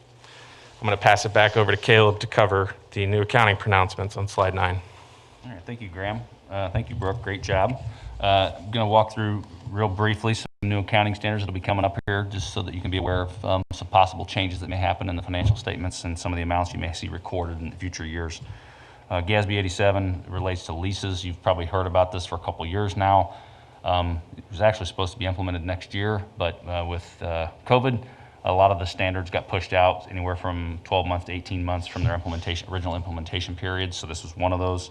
So you actually won't implement this till your fiscal 2022 year. So you've got 18 months or so to get this figured out. Basically, the long and the short of it is if you've got what used to be called operating leases, if they're greater than a year in length, then you book a right to use asset and a liability associated with that. Kind of sort of looks similar to what used to be called capital leases. So that can be facility leases, that can be fleets of cars, that can be theoretically copiers or computer equipment, it can be about anything. So there are a handful of small things that are excluded from that standard, but not much. So I think of like the Lee Summit campus, potentially you've got a facility there that's probably a sizable lease. Probably gonna have to book that on the books, amortize it off, have a debt associated with it that as you make payments, runs off. So it's kind of a gross up of the balance sheet, and those items will flow through the income statement. They won't offset perfectly in the income statement, but shouldn't see a major kind of net position impact from it, if you will. GASB 91, conduit debt obligations. This is out there. It's not due for a couple of years before it's applicable to you. You don't currently have any conduit debt. But should you enter into a transaction where your name is being used to issue debt on behalf of another user. So An example of that could have been theoretically when the Lee Summit campus was built, you could have potentially had conduit debt where you moved the debt transaction over to them through an arrangement. You're not responsible for it, but the name on the bond says UCM. So you can have those types of debt structures where that liability is passed along. There's been a ton of inconsistency in the industry as a whole as to how those have been treated. Some booked them as debt, some didn't. This just clarifies that and says it's not your debt unless you are somehow secondarily obligated to make good if the holder defaults, when in most cases, most people are not. So just to be aware of it in case you start talking about a transaction like that you need to understand. There are some disclosure requirements. And then GASB 96 is relatively new here, but if you think about when you see what the bullet points say, it's basically like the lease standard. This is specific to, so software and those types of relationships were excluded from GASB 87, and as they've dug into how many arrangements are out there where people are leasing, rights to use software and websites, all those types of things, there's a lot more of it out there than they thought, I think, so they made a specific standard specific to those types of arrangements. So similar concept, you've got this right to use intangible, if you will, of this software website, you book a liability, amortize them both off. So that's the gist of the new stuff. There are a handful of, you notice there's some gaps there. There are other standards mixed in there. Most of them, as I read through them, have minimal, if any, applicability to you, so really I just didn't bring them up. Doesn't mean that something couldn't change. Obviously, if it did and one of those standards was applicable, we'd talk with Sandra and Bill about it, but didn't see any as of today that really would jump out at me. So just mentioned those three because I felt like those were probably had the potential for the relevance. With that would conclude our formal presentation. Just to reiterate, we've issued an unmodified or clean opinion on the financial statements. We have not completed the federal audit yet. We will do that as soon as the guidance becomes available. Management will make that report available to you. We'll get all the online filings done with that once we're completed. We don't plan to have a follow-up to this document unless we would find a finding, then we would reissue this document with that information in it so you are aware of it. Again, we want to thank management, Bill, Sandra, Lisa, many others, put a lot of time and effort in. There was always the concern, will we get the audit done on the timeline like we always have, being remote. They did a great job of being prepared for us so that we could do that and get our work done. So here we are at a pretty standard timeline, mid-October, getting the audit complete. So kudos to them for the effort. So again, thanks for having us. If you've got questions, we're happy to take them. But that concludes our prepared remarks. Thank you. Does anyone have any questions? Any of the board have any questions regarding the audit? Steve, this is Bunky. Yes, sir. I would just like to ask the question as to whether or not the auditors found any specific area in their audit that this board should be concerned with or pay particular attention to. So I want to make sure I understood the question. So is there any particular area that we have challenges with that we would need to maybe bring to your attention that you should pay more attention to because of something we saw? Was that the question? I think that was his question. Okay. And please jump in if you guys see much more detail on a day-to-day basis than I do. But there's nothing that I see that when we're out performing our procedures that jumps out to me as particularly risky. As always, when you get new batches of funding, CARES Act, HERF, I know you've got some state funding that became available through some of the COVID-19 funds through the CRF. There's always some risk there because it's new and it's hurried and we got to get this money to work fast. Mistakes can be made. Don't know of any reason that I would, I don't know of anything to date that would jump out at me that I could say you should look at this, but just know that when you're trying to get money to work that fast, people get in a hurry and they can make mistakes. So I would just say, just be a little diligent and ask some questions. And if you're curious about how something was used, ask. I'm sure they're happy to let you know how to use it. And but that's one thing to me that when something that new, that quick gets out there, that just kind of makes you a little hesitant. Graham, maybe the only other thing that comes to mind, and it wasn't significant enough that we put it in the auditor communications. The purpose of that communication is to make you aware of what we do feel is really important for you to be able to do your jobs and serve the university in your roles. Obviously, with the pandemic, there were furloughs, there's been some turnover, right? And so we're always, from the auditor standpoint, going to recommend more controls, more segregation of duties, try to have as much personnel as you can to divide and conquer and to not really have too much responsibility with any one person. And I wouldn't say that anything jumped out during our procedures that said, oh, this is overly risky, but I do know that management is pretty strange, right? So that would be something, you know, your controls always should have a benefit that outweighs the cost of implementing them. So sometimes push comes to shove and you can't make the ideal personnel decisions that you want to from a cost standpoint and financial management standpoint. But that'd be something worth monitoring over the next year as you've experienced some turnover, just to make sure you feel comfortable. And that'd be, you know, an exercise to work with management, obviously, to see where their concerns are from where their gaps maybe that weren't presently there last year or the year before. But again, that's something that I would just say it wasn't significant enough for us to include in the required auditor communications. But if you're looking for something to consider, that might be worth looking into a little bit. I guess the only thing that I'm thinking here possibly is we don't prepare the 990. Management prepares the 990T. Generally for state universities, that isn't necessarily an overly risky process. But the rules have changed a lot in the last 3 years. And the IRS has been on a mission to go after some larger institutions and to try to call it what it is, drum up some revenue for the federal government by finding things that they think should be reported as unrelated business income so they can tax it. And for some of your larger institutions that are out there, they've been finding things. Now, will that trickle down to kind of your mid-sized state universities at some point? That's a possibility. Again, I don't see what's in your 990T because we don't prepare it, so I can't sit here and tell you there's anything wrong with it today. There may be very well in good, perfect shape. It's just something to think about and talk with management about, anything that might be reported or not reported in there that gives you any heartburn or concern. I have one question. Sure. Did you look at student financial aid and nothing we should be remotely concerned about or watchful or? The rules around student aid are complex. The areas that we've found issues in the past have always been related to when students drop or withdraw or graduate. There's an amount of time you have to report that to, to the government. I think it's 30 days you have to report it, and then there's some timing requirements of when you have to report or notify a student of them being granted funding or loans. You got a window there. That's usually where we found issues at this university, and most because those windows are so tight and it's so hard to find when those students leave and track that because of withdrawals and drops.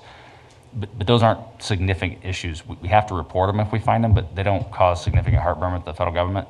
We've never found any, that at least in the last 5 years, I can't think of any situation that we found in your student aid where we've had any issues with why you're giving out the money and in what amounts and where you'd really have an issue where you might owe money back. There's nothing that I've seen to date that has given me any heartburn, and in the last 5 years, I'd say I don't remember anything that gives me any heartburn that with the way they're tracking and monitoring student dollars. They do a pretty good job. They really do. Okay, anything else? Again, we'd like to thank you for the work you did. I'd like to thank our staff for what they did during a very difficult time to help you get information, and we appreciate that. Our staff did that. So thank you very much. Yeah, absolutely. Thank you. Thank you for your time. And Steve, if something comes to your attention that you think of later, please don't hesitate to reach out. We're happy to try to help answer any questions you have. Okay, great. Thank you very much. Yeah, absolutely.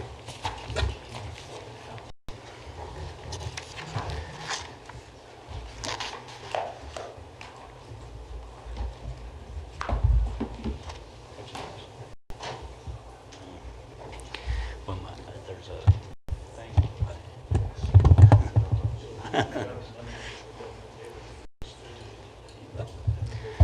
Okay, we'll move on to the next agenda item, which is enrollment management, and I would call on Dr. Randall Langston to present that report to us.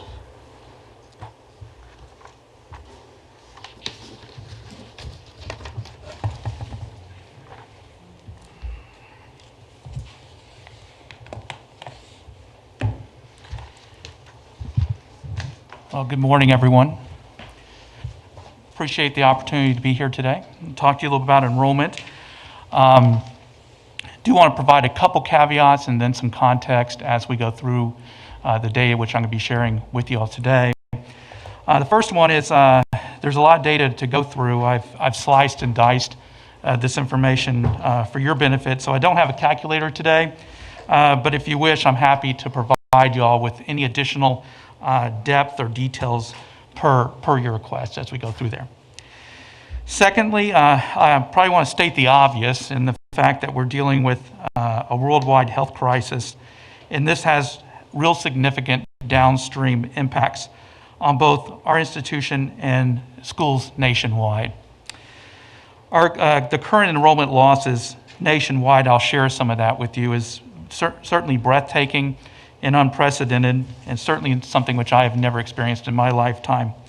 To give you some idea of what we're dealing with at this point, the work of admission counselors, for example, we are currently barred from visiting any high schools or colleges there for social distancing and health-related issues, of course. There's no college fairs that are occurring on any school campuses as well. There are virtual college fairs, but they're lightly attended at this point, probably because students, high school students, are having Zoom fatigue and such, and they're doing that all within their own classroom environments, and just not engaging as much with us. We're also limiting guests to campus where we used to have large groups. We have very, very small groups visiting. So all this really does compound the challenge of recruitment. Now, there's only one side of this, is that Misery Loves Company and all of our competitor institutions are also dealing with the exact same issues. As I talk to them, they're faced with those same challenges going forward. I want to share some National Student Clearinghouse Research Center data to give you a perspective of what we're dealing with. The current rate of undergraduate enrollment loss nationally is sitting at around 4%. However, regionally, the Midwest is faring much worse, and in fact, it's the worst area regionally of any area in the United States.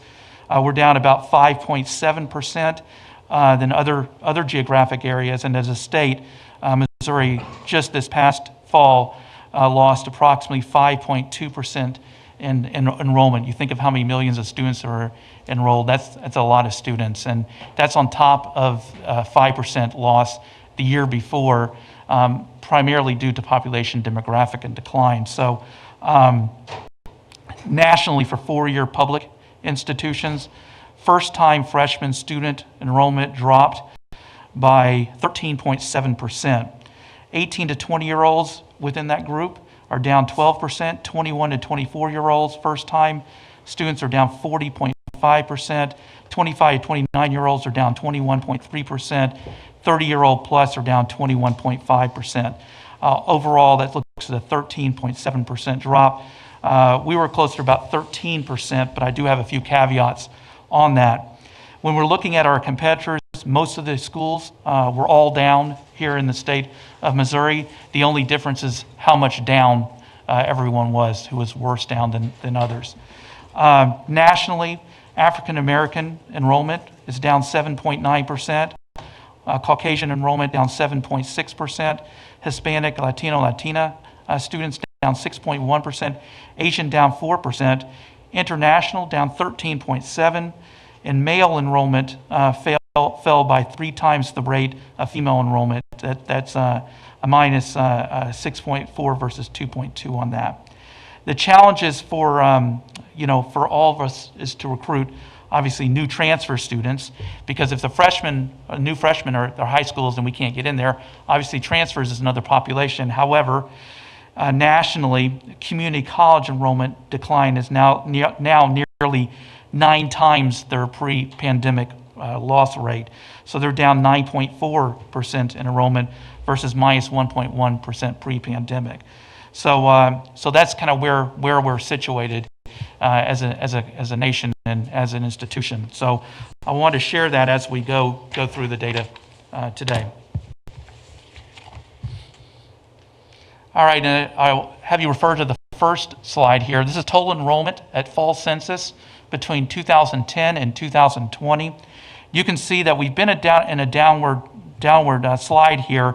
It increased, obviously, with the issues that we're experiencing, COVID-related issues. Overall, that represents about 11.3% decline. However, one caveat on that is we have a fairly large dual enrollment population here, over 1,000 students.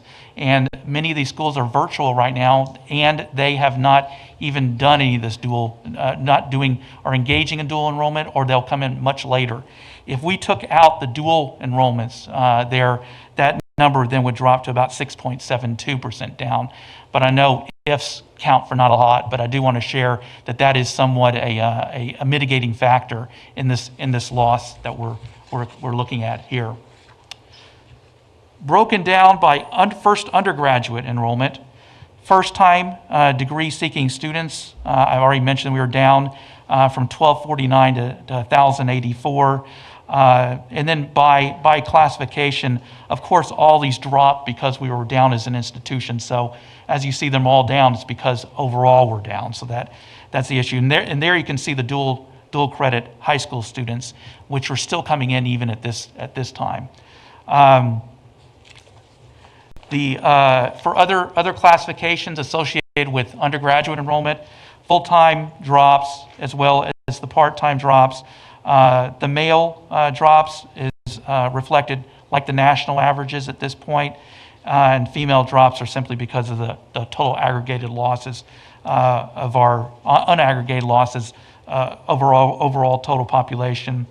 You can see the in-state and the out-of-state numbers, and then international. I will say though, with international, that's on the next screen here, that you'll see that the new international numbers are down significantly from 220 to 104, which brought the overall total population down from 766 to 621.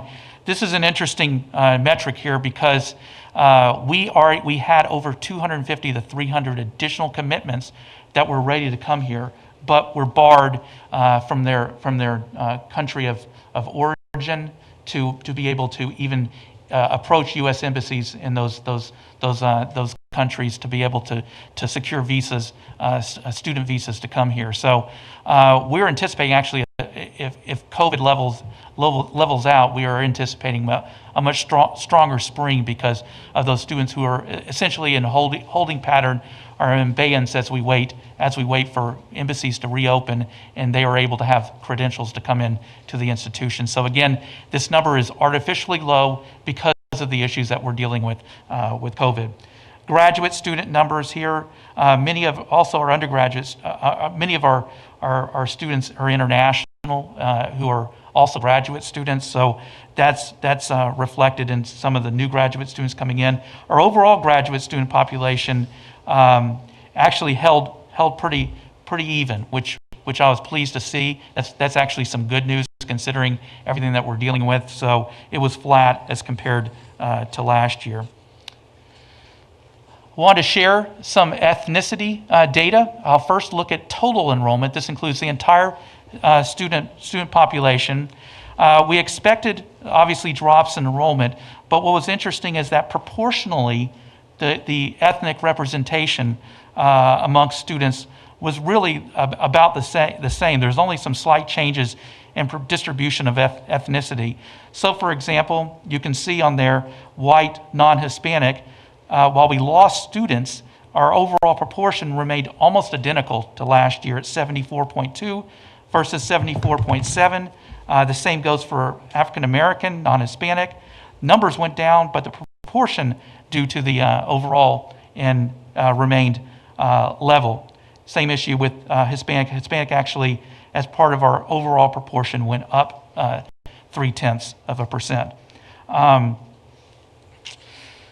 If you look at actually undergraduate enrollment by ethnicity here, some additional categories here you can see.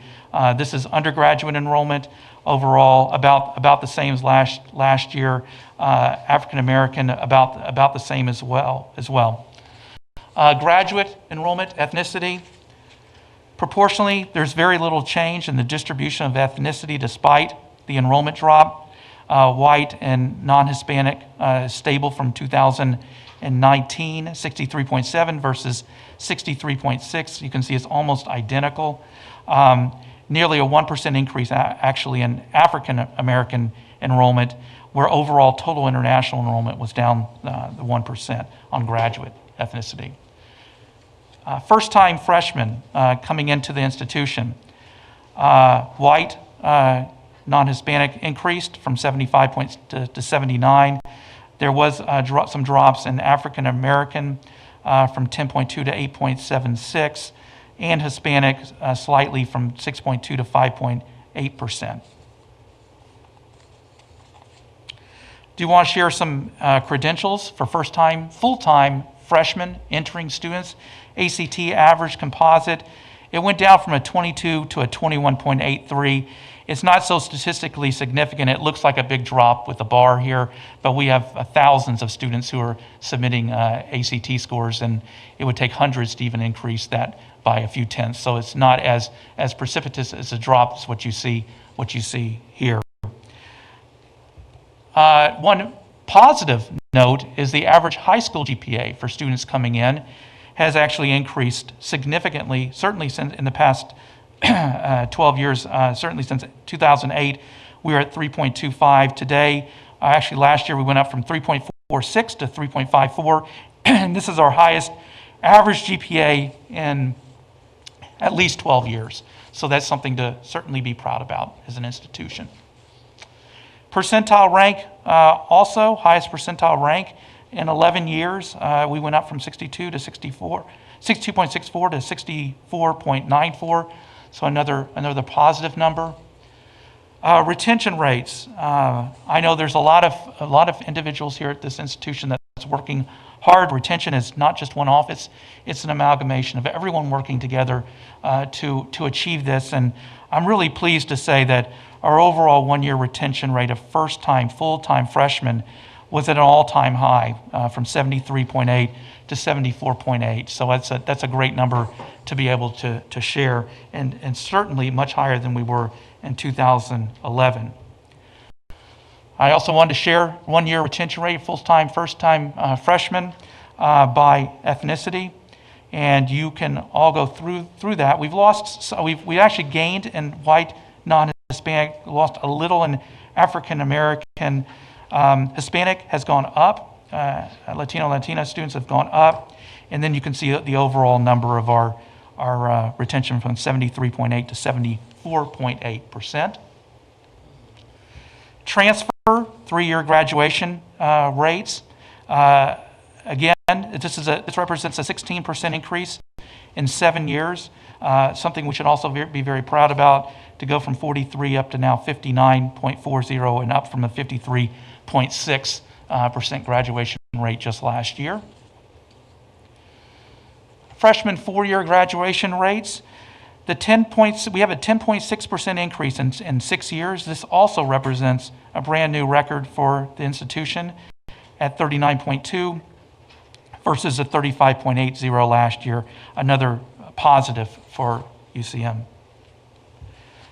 Freshman 6-year graduation rates. This represents from last year. We had our last time we surveyed 49.4% up to 50.9%. This is a 1.5% increase in the overall in 6-year graduation rates. So we still have a little work to get back to the 2011-12, but again, it's an increase from last year. And that's my report. I'm happy to answer any questions that you may have. Questions? Mary? I have a couple questions. Those areas where you have a constant decrease in rate of retention, you have any plan that you're putting in place? I noticed that there's a significant difference with your American Indians and then followed by blacks. What are you doing differently? Do you know why the retention rate is decreasing? Yeah, and I see that on here. I think you're referring to the 64.3, 64.7, 62 to 58. Is that the numbers that you were referring to specifically? Under retention. Yeah. Yes. Okay. Absolutely. We are that area in particular is working diligently to continue to promote promote student achievement. We have opportunities for them to come in and do check-in sessions and abilities to talk to student advisors. We're continuing to push hard on trying to personalize this as best we can. We recognize the fact that we have, certainly this past year, going from 62 to 58 and say African American numbers is not the direction that we want to be going in, and certainly something which we need to look at. I don't know if it is somewhat, could be somewhat skewed by the fact that African American going rates right now are down nationally and also down here. So that could be part of it, because if you look, we've been somewhat level, although we did go down 2% or less than 2% the year prior compared to other years. But no, we have to figure out ways to impact that achievement gap, because if not, and dealing with what we are as an institution, as a nation, these are minority students such as African American students and Latina students are students that we're going to have to do a much better job, although the Hispanic numbers did go up. Okay, what protocol do you have in place when you see significant numbers like that?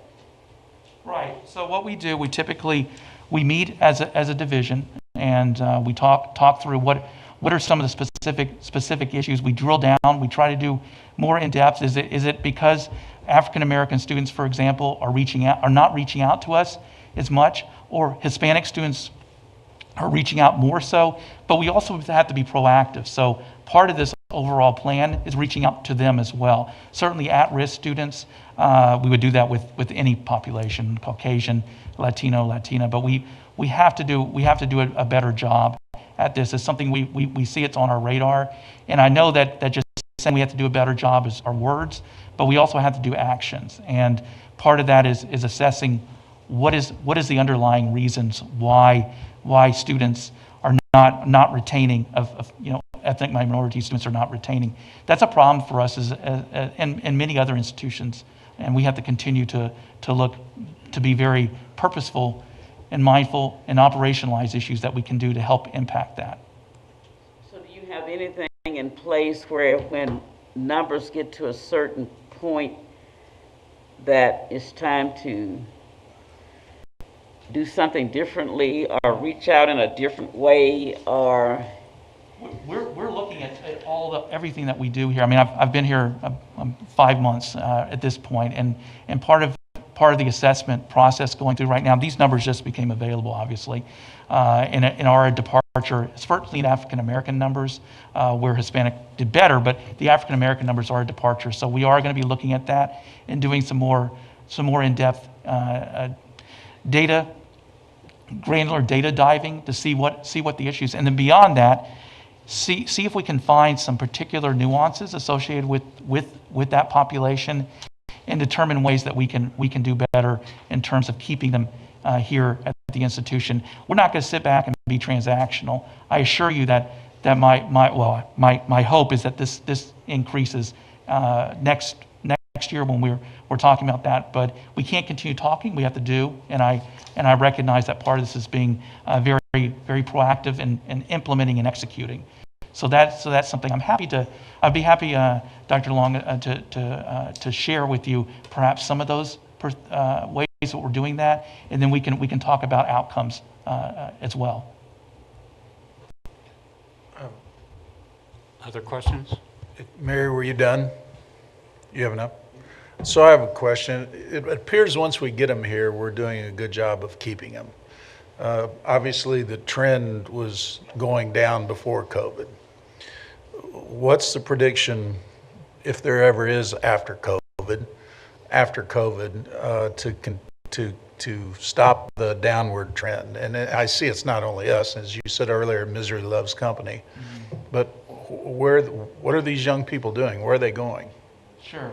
Well, I'd love to have an hour or two to talk about some of those, but in a nutshell here, what we're going to be doing is, if we've looked at our overall total operations in the area, we've got to become more purposeful. We've got to become more razor sharp in the ways that we market and recruit to our students. We need to be more mindful of data and data analytics. And I know you can't just boil down students to a quantifiable number, but part of this effort is going to be to look at our students as a whole and try to attract students here by going out and out personalizing hopefully other institutions. And that includes using data analytics. I've talked about briefly the predictive analytics to be able to assign students likelihoods to come to the institution. That's going to be part of our processes so that we can go after those students who have a greater propensity to attend here. We've also have to do a better job at essentially segmenting our marketing by population, whether it be ethnicity, whether it be gender, whether it be their interests, their major interests. We have to engage more in that population segmentation, because at the end of the day, students are looking at schools that look a lot on the outside, that look a lot like our institution. Obviously, we're different than other places, but we have to be able to provide a compelling reason why to come here, and then also provide them some additional avenues to be successful here as well. Let me ask you that differently then, because that was awfully technical. These are, I assume, four-year universities that we're looking at these numbers? Yes. So are we, for the future and the trend, are they going to two-year technical schools? Are they going into the workplace? Because it appears they're not going to four-year universities. Yeah. With the state of Missouri, a part of that has been the migration outflow. Students and families in Missouri moving out of state to attend. A lot of them have been moving to Texas and Florida and Arizona and such. Now I can't do anything about migration outflow, but what we can do, however, is to look at the ways in which we gain revenue from students. It's not just the first-time freshman student. We cannot make a living on first-time freshman students here. We have to look at transfer students. We have to look at non-traditional age students here. We have to look at this more so and much broader than just one specific population. Let me ask a different way. We're 50,000 foot. Are kids going to two-year schools, or are they going to four-year schools, or are they going to the workplace? A, B, or C? I think that it depends on the year, but this year it's been a lot of them have gone to the community college, but nationwide. I think some of them are doing, we call them PG years, post-grad years. Some of them are choosing to stay local and maybe work for a year. I think some of them are going into the world of work. There's technical schools as well. So it's not entirely clear that it's one reason or another where they're attending.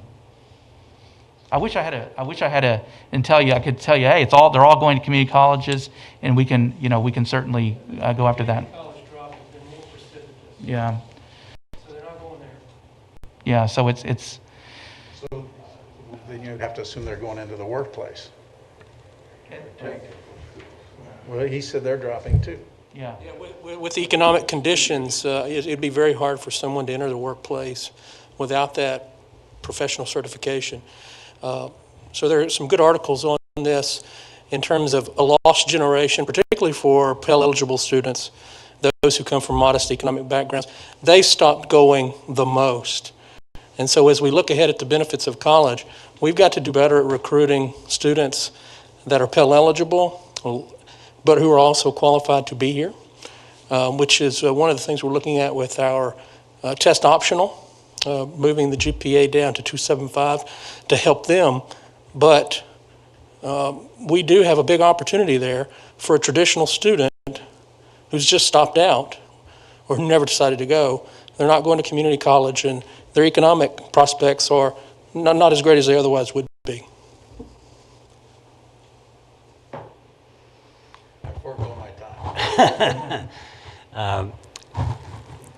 One question I have is, I just want to make sure I clarify something. You indicated that all the other regional universities in Missouri are having the same issues we're having, so all the other schools like Northwest, Missouri Western, their freshman populations are down, first-time freshmen like ours. Oh, yeah, overall population in addition to overall population. So many of those schools are down. I think the only one that increased a little was Mizzou, but everyone else was down.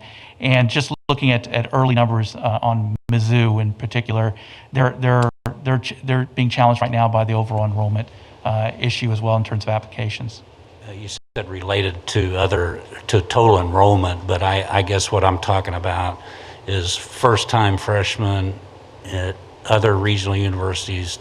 They're down total, not just compared to total students. Yes, many are down as well. Okay. Some worse than others.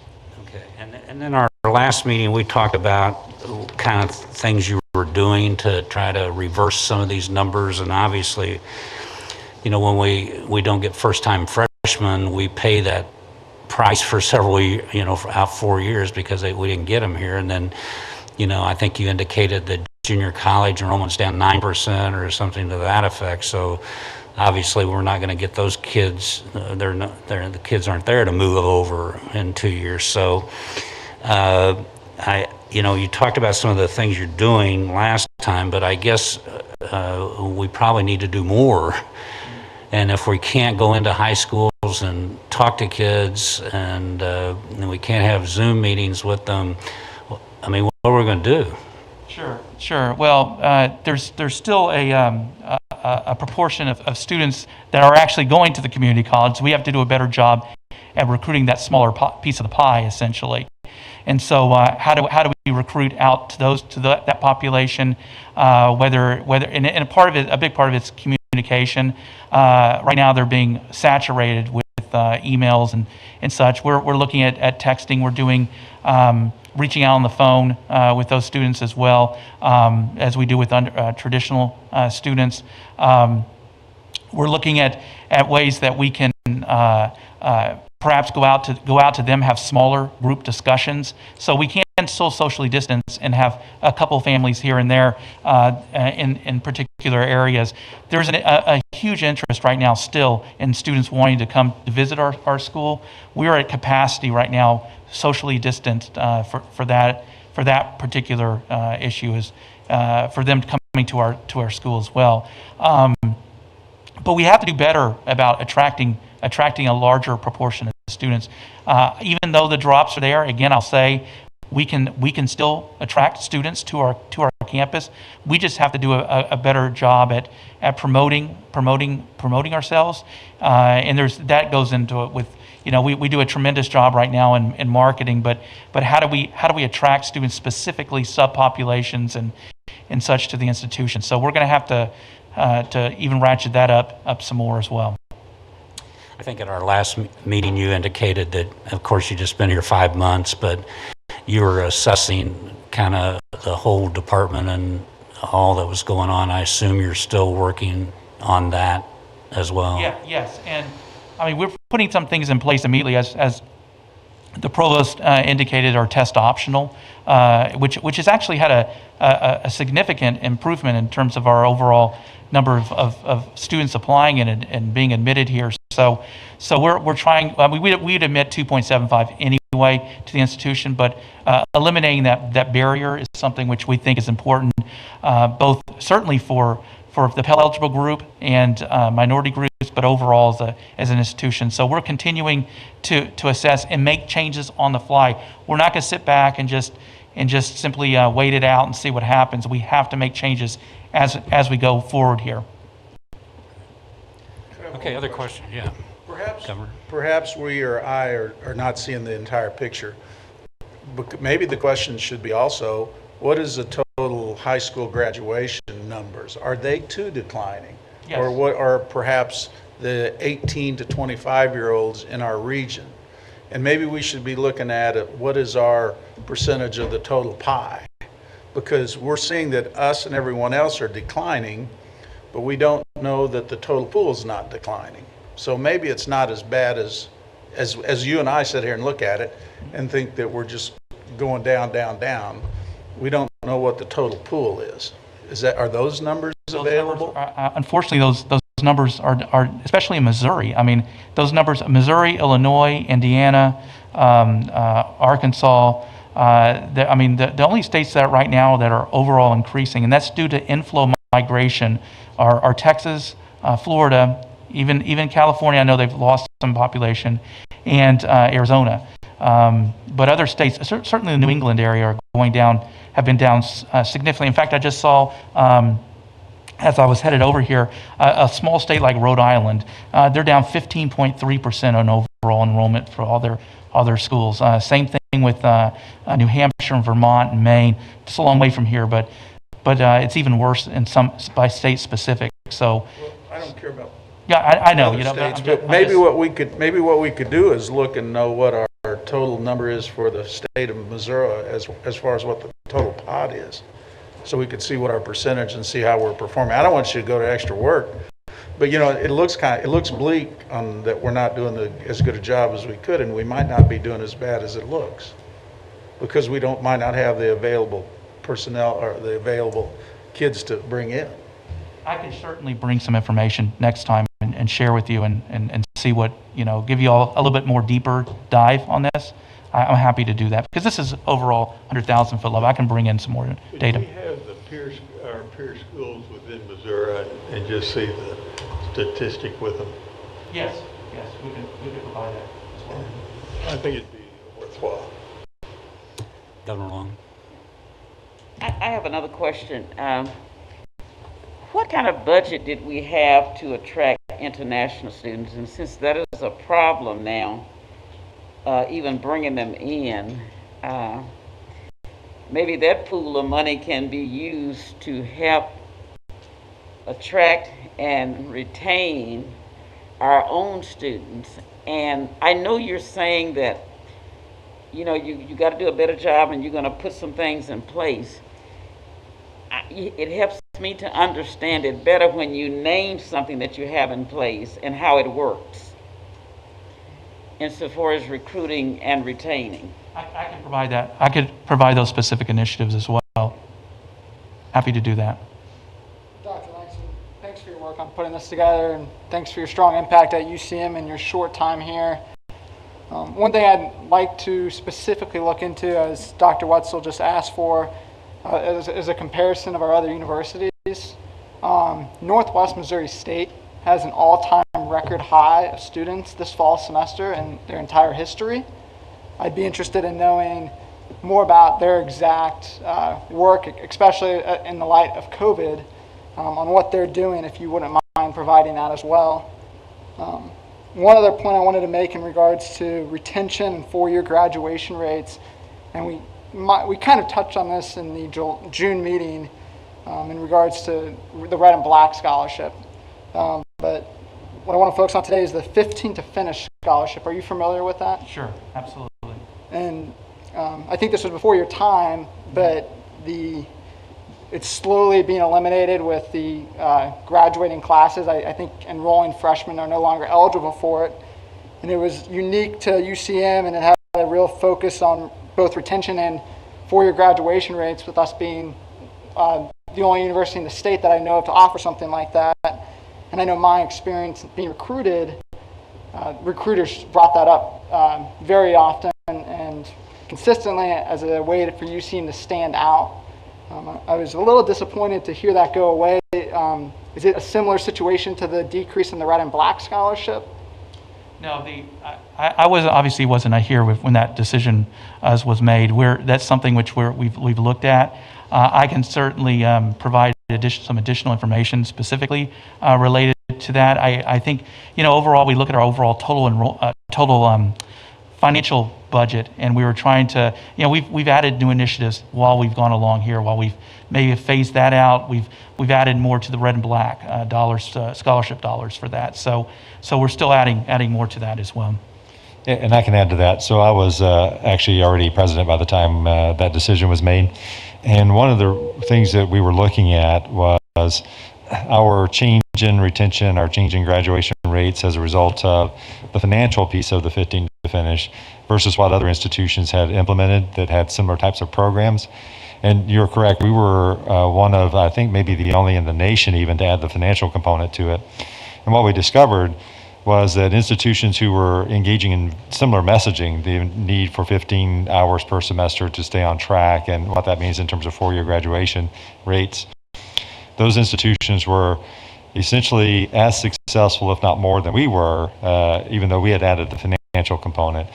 So we saw that as an add-on that was a costly add-on, realistically, from a financial aid perspective, without much benefit from outside of the actual messaging part of you need to stay on track to graduate, here's how you do it. And so what we were interested in doing then is redirecting those dollars back into the freshman side for financial aid to try to incentivize recruitment of students who were in the A-plus program, for example. So since we had abandoned our A-plus scholarship years ago and don't qualify for A-plus dollars from the state of Missouri, so we decided to redirect those into the freshman recruiting for students who were part of the A-plus program. And we've also since added some dual credit scholarships as well. So the notion there was not to just take the dollars out altogether, it was to redirect it and hopefully have a higher impact on the recruitment side. Okay, other questions? I appreciate what you've done today, Dr. Langston, presenting this information to us. I think, in a roundabout way, I think what we're all looking for is precise ways what you're doing to grow our student, at least retain what we have, but to grow our student population. And I think we're looking for more specifics on that. And so perhaps you could get back with us. I'll certainly provide that. Regarding that, what you're doing, because I think we're all concerned about that. Obviously, that's the lifeblood of the university, and so we need to see what we're doing there and exactly what we're doing to increase the enrollment. So I appreciate you taking your time today to do that. Does anybody have any other questions? Governor Wright, do you have any questions? No, I don't have any questions. Thank you. Okay, thank you very much. Thank you. Okay, I think we're running a little long, but I have another information item I'd like to talk about real quick in the work session. And I don't know if all of you have yet seen the commencement schedule for December, but it's pretty robust in the fact that there are 10 commencement ceremonies. And Monica has sent, I think, an email out to all of you about your interest in participating in that, and we'd like to, we'll talk about that at lunch. But regarding our board meeting in December, we usually have it on a Friday, but we usually don't have an early graduation. So what I'd like to do is push that back to Thursday and maybe have our committees meet at 10 o'clock on Thursday and then continue on to a work session and plenary, or maybe committee meetings, plenary, and then a work session, that kind of thing. So I'd like to get that finalized today. Would that suit everyone if we did that? That would be December 9th, 10th. Commencement's on the 11th. So this would be December 10th. If we waited to the 11th to do it, that first commencement starts at 3, and I don't think I don't want to be pressed for time if we did that. So would everybody be agreeable to the 10th, and we'll get something out on that, and we have to give notice when our meetings are, but we'll get it out around and we'll start around 10 o'clock if that works for everybody, and we'll get that kind of settled and out of the way. I think that's all the information I had. Dr. Long, would you like to make a motion for us? Yes, I move that pursuant to the Missouri Revised Statute, Section 610-021, the UCM Board of Governors closed meeting with closed record, closed vote for the purpose of considering real estate matters, legal actions, contractual matters, personnel matters, and other matters included under Section 610-021, Missouri Revised Statutes. Is there a motion? Second. Would you take a roll, please, Monica? Governor Wyman? Yes. Governor Wetzel? Yes. Governor Wright? I think he said yes. Governor Wright? Governor Henry? Yes. Yes. Governor Long? Yes. Governor Abbott? Yes. And we'll continue with the plenary session at 2 o'clock.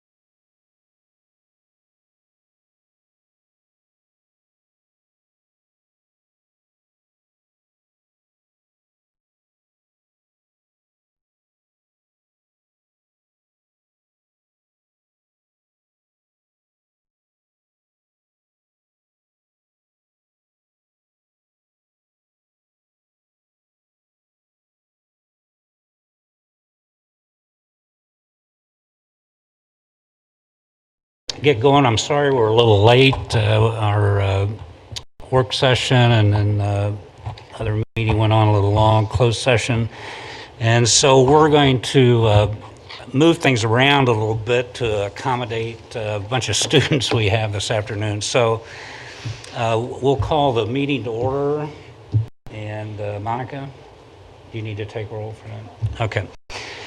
We'll call the meeting to order, and we're going to move down to agenda number 4, which is the presentation of the 19 and 20 MIAA Commissioners Cup Award, which we're very excited about. And for that, I'm going to turn it over to our athletic director, Jerry Hughes.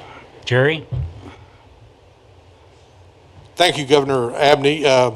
We're pleased to have Daniel Lacey from McGowan Gordon, who sponsors the Commissioner's Cup Trophy, along with MIAA Conference Commissioner Mike Racy, here with us today to present the Commissioner's Cup to our student athletes and coaches, which we're going to zip out of here and take a quick picture with them. But our season was cut short last year, but once again, they proved that they are the cream of the crop in the MIAA. So I'll turn it over right now to the Commissioner, Mike Racy.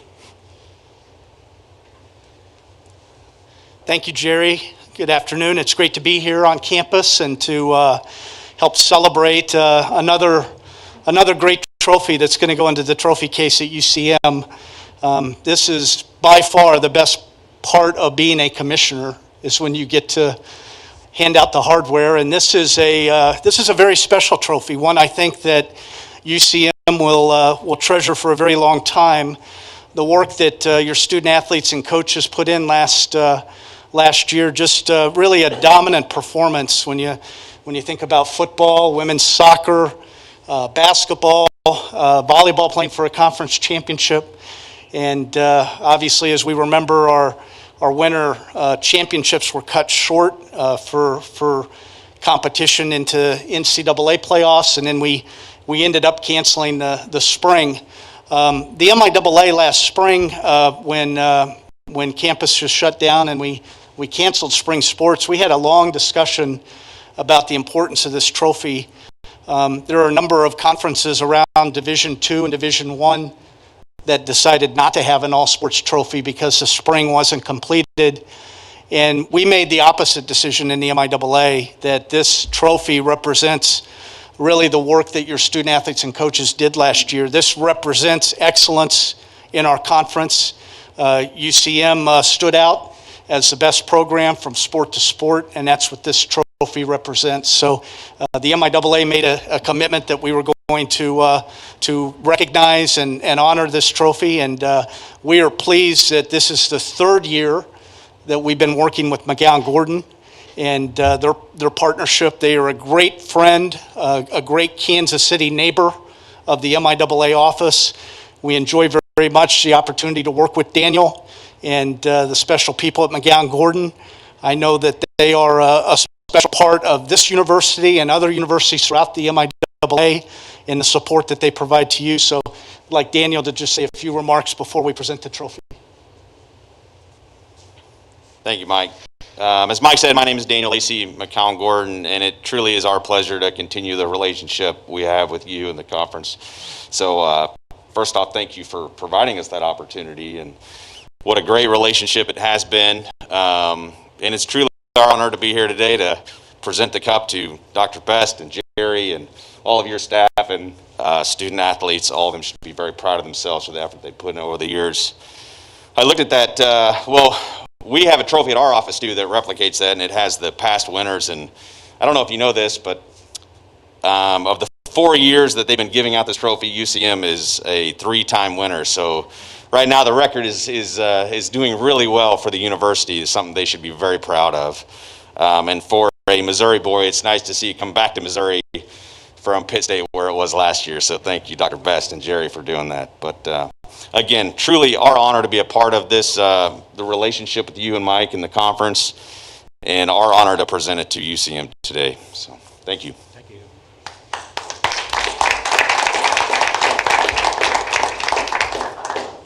We're going to present this real quick, and then we're going to take it over to the students, and we'll be right back and continue the meeting.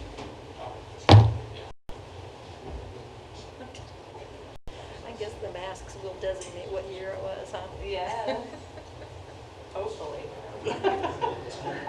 We shouldn't be forgetting.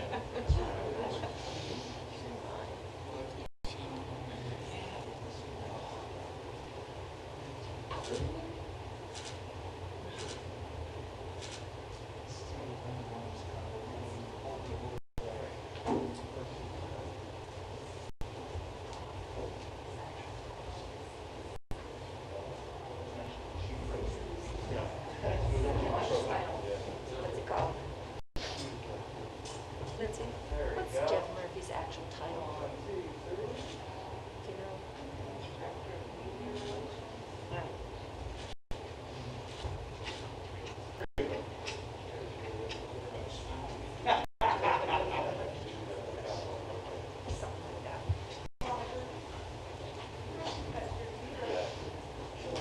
Good job, Jerry Hughes. Thank you, congratulations. Thank you.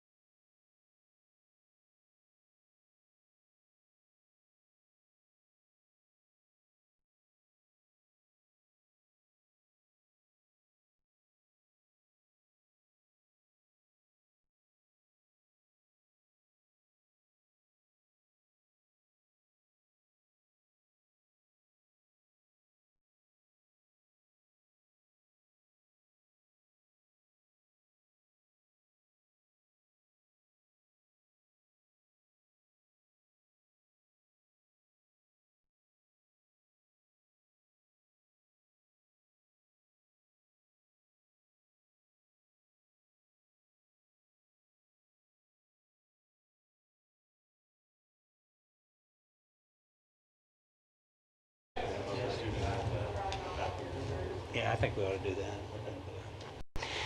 Okay, thanks for your patience and sorry for the interruption. But we are very, very proud of our athletic programs, and to win the Commissioner's Cup is quite an honor. And we wanted to recognize that today. And Jerry, what a great job you did with the program, and we appreciate that. Okay, we're going to switch the agenda up again, and we're going to go to agenda item number 5, in recognition of Learning to a Greater Degree Award recipient. And I'm going to call on Susan Smedley to present this award. And Susan, if you would, thank you. Greetings, Governors and President Best. It is my honor to present the individuals selected to receive this semester's Learning to a Greater Degree Award. Through this award, we're able to celebrate one student and one faculty staff member who exemplify learning to a greater degree each semester. Those considered for the award were nominated by UCM students, faculty, or staff.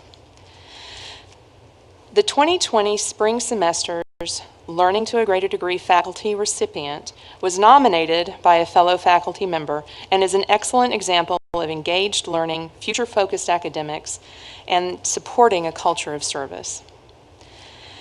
The faculty recipient is the program coordinator for the physical education program.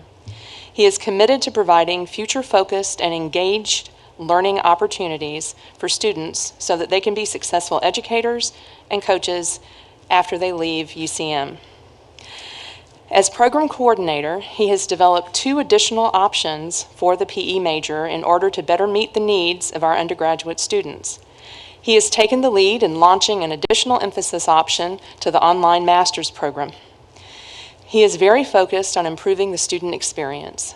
According to his nominator, there is rarely a week that goes by he is not pitching a new and innovative idea about how to keep our programs current in best practice and relevance in our field. The recipient tries new strategies and new technologies to increase student interest and engagement. He includes various impactful experiences to his students so that they are prepared for the challenges they will face as educators. One example is his wheelchair simulation in his adapted physical education. This simulation aims to provide perspective to able-bodied students concerning individuals with physical exceptionalities.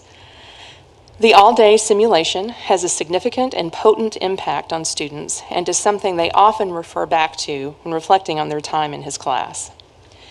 His nominator stated, the recipient is a leader and a wonderful mentor. As a junior faculty member, I have learned so much from him through his words and his actions. He has great rapport with students and genuinely cares about each person who walks through his door, which is inevitably always open. To put it simply, he fully exemplifies UCM's 4 reasons to believe.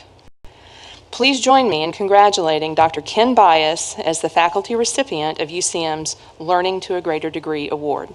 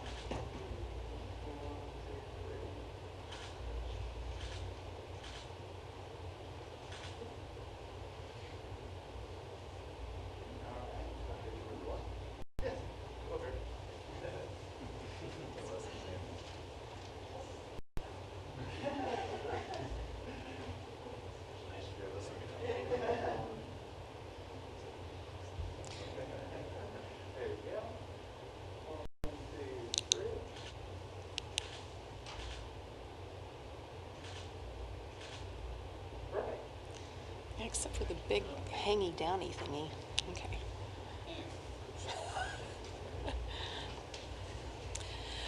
Okay, next, our student recipient. The Spring 2020 semester's Learning to a Greater Degree Award student recipient is a junior in music education. This student is committed to engaged learning and supporting a culture of service. The recipient is a student who is well known for helping others. He is often called upon to play as an accompanist in other students' music recitals. He is also very talented and versatile and is able to take on whatever instrument may be called for at the time. He is a student worker in UCM music and his nominator stated he has been an immense help with her transition into the department. She states that he is a dedicated student with a wonderful disposition. He takes on tasks no matter how big or small. He has taken his learning outside of the classroom by adding hands-on experiences. He worked as the marching band assistant for the Pleasant Hill Marching Band this academic year, participated in the pit orchestra for the Hairspray musical, is a member of the symphonic band, and worked with music faculty to create original music arrangements for the President's Gala and other concerts and recitals. He has aspirations of becoming a band director in a school district or working with students and fostering in them the love of music and learning. His nominator states, he embraces all people with whom he comes in contact. He encourages others to excel and expand their abilities. He is an enthusiastic supporter of all. He is one of the nicest, kindest, most giving people, liked and respected by all who know him. Please join me in congratulating Joey Carter as the student recipient of the Learning to a Greater Degree Award.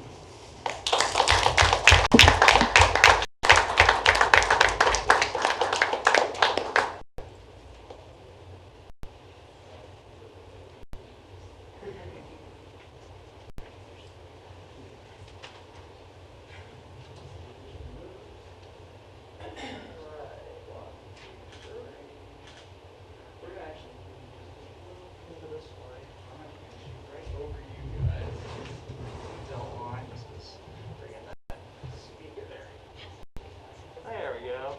1, 2, 3.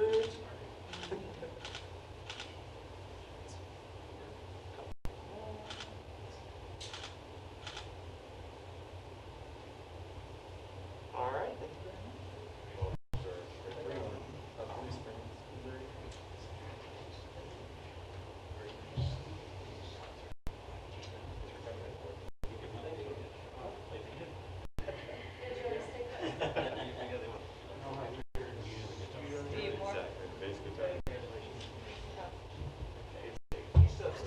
There you go. 1, 2, 3.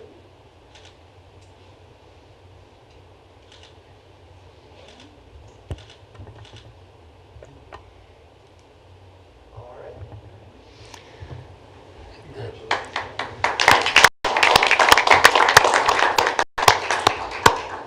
Congratulations to you both, and very nice comments made about both of you.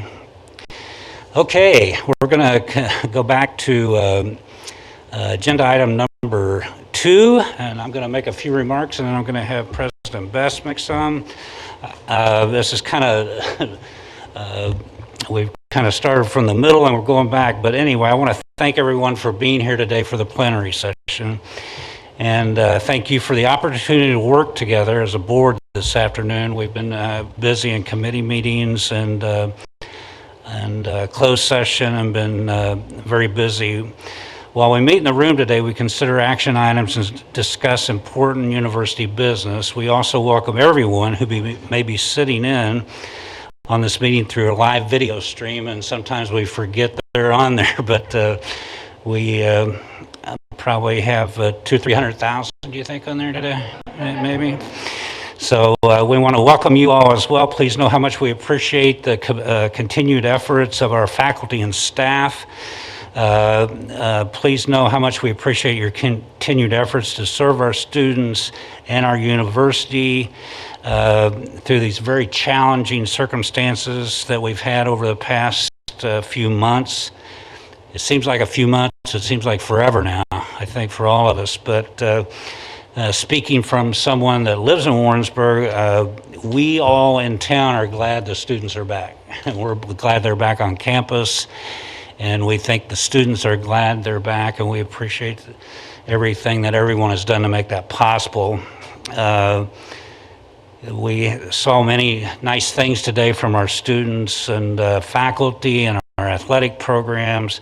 And so we're proud of all of our accomplishments today and look forward to many more of those. And at this time, I'd like to turn it over to Dr. Best for his comments. Thanks very much, President Abney. And so this morning I had an opportunity to participate in the Kansas City Chamber of Commerce's executive breakfast. There were about 50 of us on the Zoom meeting. It was a virtual breakfast. And it was interesting to me to see the mix of how many people were actually in the office and how many people were Zooming in from home and actually working from home. And that's certainly a reminder that things still aren't normal. Obviously, a virtual breakfast is not something that usually would make me very excited, because there's anything that's virtual when it comes to food is not as tasty. And so I started putting that in perspective. So this board meeting always corresponds with homecoming week. And so this is the time of year when we would be welcoming back many alumni and many friends to celebrate with us. And obviously that's not happening. And so we have all of these reminders that the environment that we're in is not normal, it's not typical. But then we see what we just witnessed with the Learning to a Greater Degree Award and with the presentation of the Commissioner's Cup for our student athletes and coaches and all of our athletic staff. And so we're reminded over and over that the commitment of our faculty, staff, and students certainly transcends any sort of environment that we're in right now that challenges us. And certainly from my perspective as president, it's very rewarding for me to be at an institution where this level of commitment exists, and this focus on the end result, on success, on our students, and on each other certainly makes a difference for us. So even though things aren't normal, in many ways they are, because we continue to move forward. We're in a people business, and it is, as President Abney mentioned, great to have our students on campus. It's great to have our faculty staff here, and great to see the continued focus on success, and not just the focus on it, but the actual outcome of success in so many ways. And obviously this doesn't happen without the support of the board and what you do each and every day to provide for us that support structure and that set of parameters that allows us to be successful in the environment regardless of what it is. So thank you very much for this opportunity to make those comments. Okay, thank you, Dr. Best. We'll move on to the next agenda item, and we have several action items and information items that we would move to the consent agenda that was from our committee meetings this morning. As far as action items are concerned, we'd have approval of the minutes of the August 20th plenary session, and our special plenary session we had September 8th. Another action item would be the emeritus status request. And information items we had from the meetings today were faculty status report, campus technology report, 2021 first quarter investment report, 2021 first quarter statement of revenues and expenses, and the written governance group reports. So I'd make a motion, look for a motion to approve the consent agenda. There's the consent agenda items listed. second. Okay. Do we, just for motion, all in favor say aye. Opposed? Okay, the next agenda item would be a university update from Dr. Best. Oh, I'm sorry. Oh, I did. No, I did. Well, that was on the consent agenda. I had it. I mentioned that. And then we'll go down here. And with your permission, I'd invite David Pierce to come up and go ahead and give the legislative update, and then I'll have some updates after his remarks. Okay, thank you very much, President Abney and members of the Board of Governors. It's a pleasure to be here to give the legislative report. Well, in 12 days, we have an election, and I probably don't need to tell you that. And with most elections, there's a lot of enthusiasm. lot of intensity and a lot of rhetoric, and the closer we get to the election day, it just somewhat intensifies, and this year's no exception. A lot of people are engaged in this election, and percentage-wise, this should be the most number of voters since World War II. Think about that. Percentage-wise, the most number of voters since World War II. And already 45 million people have voted. So people are engaged in this year's election. I want to talk a little bit about what's going on the federal level as far as coronavirus funding, the CARES Act. And we brought this up in the August Board of Governors meeting about would there be another piece of federal legislation that maybe funds would come down to the states and then to the higher education institutions. Even yesterday, there was talk about a CARES Act legislation being passed. The White House, they came up with a version, a skinny version of $500 billion. The U.S. House, they were talking $2 trillion. And the U.S. Senate was totally disengaged because they're worried about a U.S. Supreme Court nominee. And so when those three groups are not working together and the timeline is so tight, things probably aren't going to happen. So it's very doubtful if any coronavirus funding will be done before the election. That being said, will there be something after the election, the lame duck session, that period of time between the election and when the inauguration of a president and the Congress is? We don't know. But for right now, it does not look like there'll be any federal funding for the CARES Act. I was looking at our minutes from the August Board of Governors meeting, and Dr. Best, in his report, had said back in August that we should not count on any more federal funding coming for coronavirus funding. So that was very a good prediction at that time, and it came to be. So that's what's going on the federal level. There is something going on TV tonight at 8 o'clock. I don't know if any of you know what that is, but that should be interesting watching as well. On the state level, yesterday, Governor Parson announced that he's calling a special session, and that will be for November 5th, just 2 days after the election. It'll be very focused, and it deals with CARES Act funding, but primarily it's for CARES Act's funds that have been allocated to the state but not yet appropriated. Basically, any funds that are spent out of the state budget must be appropriated, or they can't be spent, they can't be dispersed. At this point, the governor's call talks about school nutrition, job training grants, domestic violence grants. And at this point, it doesn't appear that the special session will deal with higher education funding or any topics dealing with higher education. So that's what will be happening right after the election. Somewhat unprecedented to have a special session that close to or following an election. Since the legislature will be gathering in Jeff City, it's my thought that while they're there, both the House and Senate will caucus. They'll elect their leaders and start planning for the upcoming legislative session that will start in January.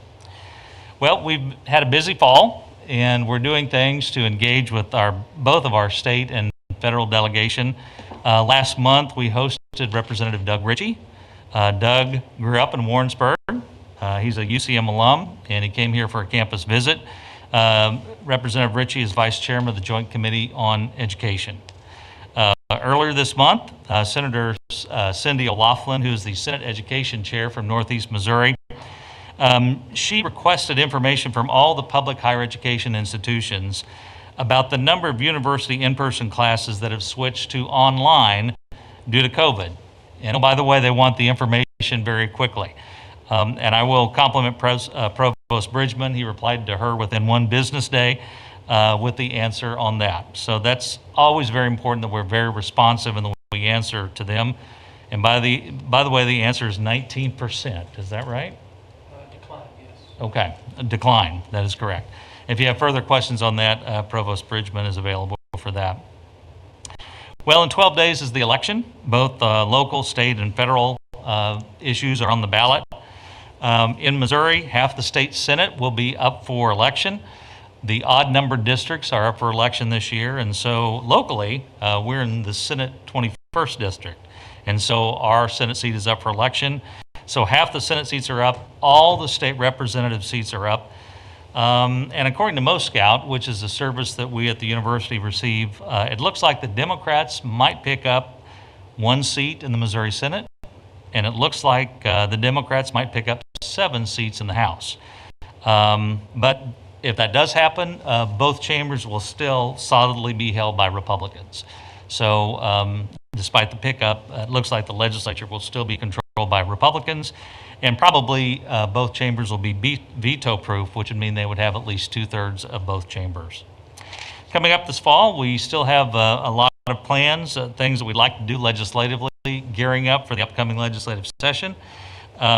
This fall, Dr. Hughes and I, Dr. Vicki Hughes and I, are planning on visiting some charter schools along with the state representatives who represent those areas. And so we're going to include Representative Greg Razor and also Representative Barbara Washington as we visit charter schools in their district. If anyone on the board would like to join us for those or be engaged in those visits, you would certainly be welcome, and we would love to have you attend that as well.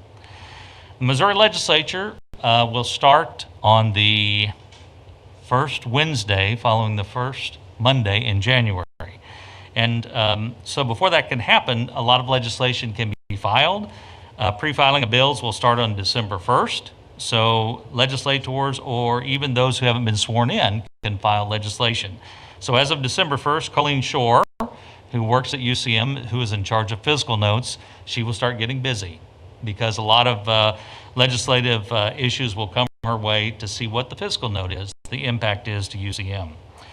We hope to send out letters to all the legislators after the election, both to existing incumbents as well as new state representatives and senators, similar to what we did last year, just talking about UCM, acquainting them with what we do. On a side note, President Best and I are no longer registered as lobbyists, so we don't have the L word in our bio anymore.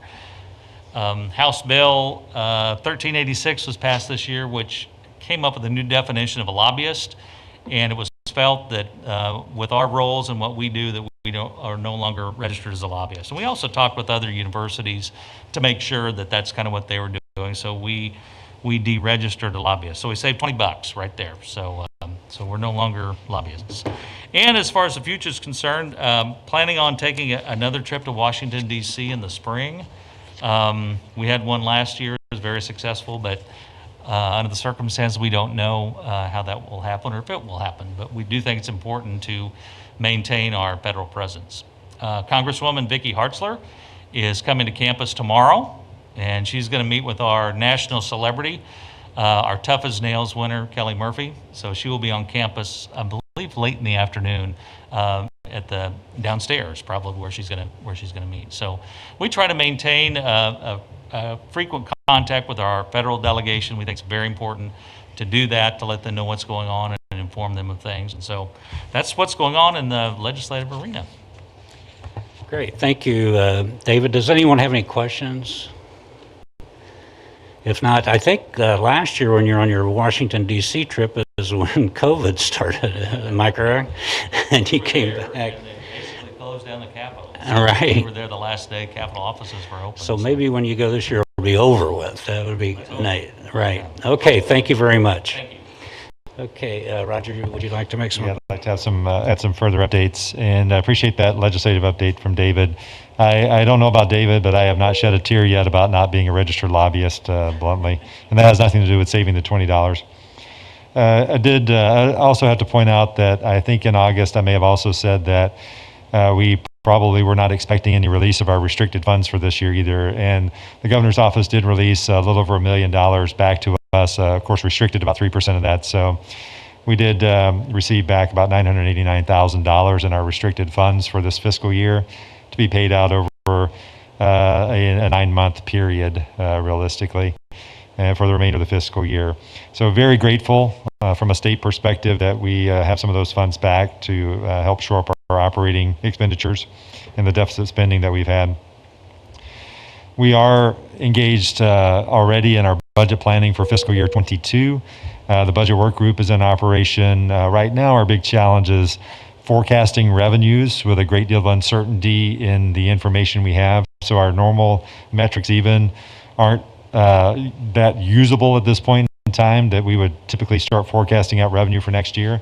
Some of those have to do with the number of applications that we receive and how many students we've admitted. That cycle's been a little off for every institution this year because of what's happening with school systems.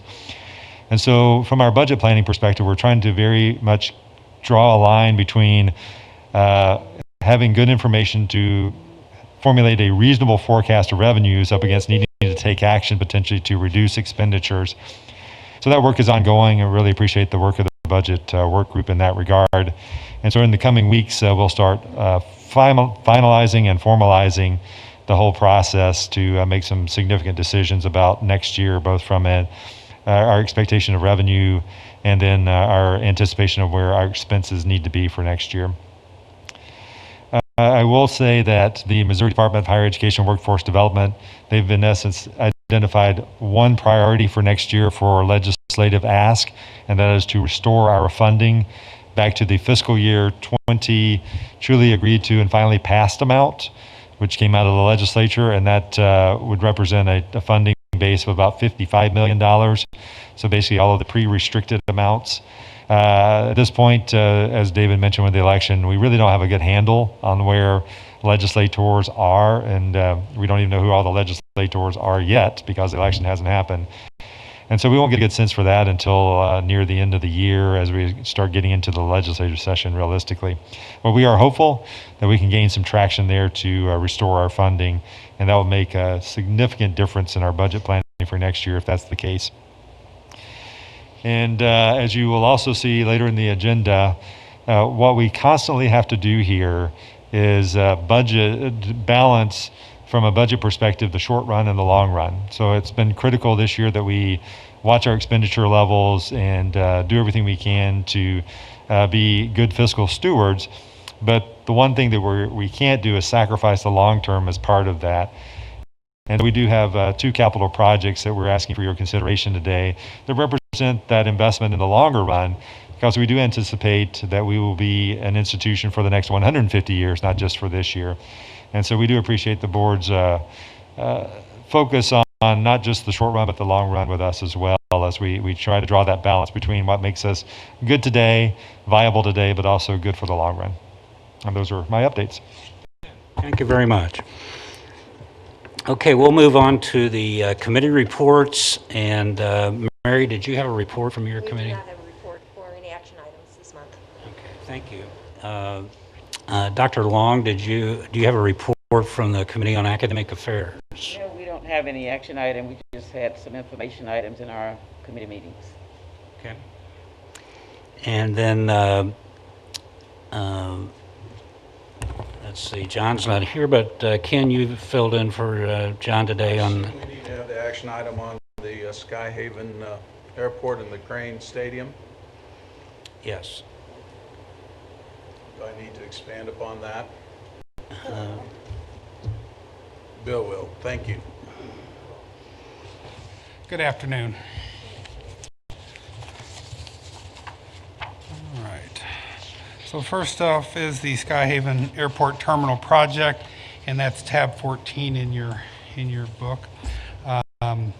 So management recommends award of a contract to McCown Gordon Construction to include all labor, materials, provisions necessary to produce conceptual designs, final design, construction documents, permitting, and construction of a 10,000 square foot educational and terminal structure at Max B. Swisher Skyhaven Airport at a cost not to exceed $2.8 million.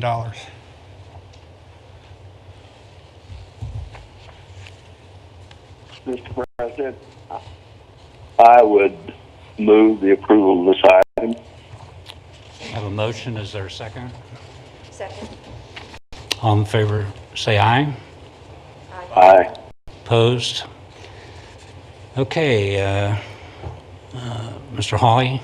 Yes, thank you. Next up would be the Crane Stadium improvements, which is tab 15.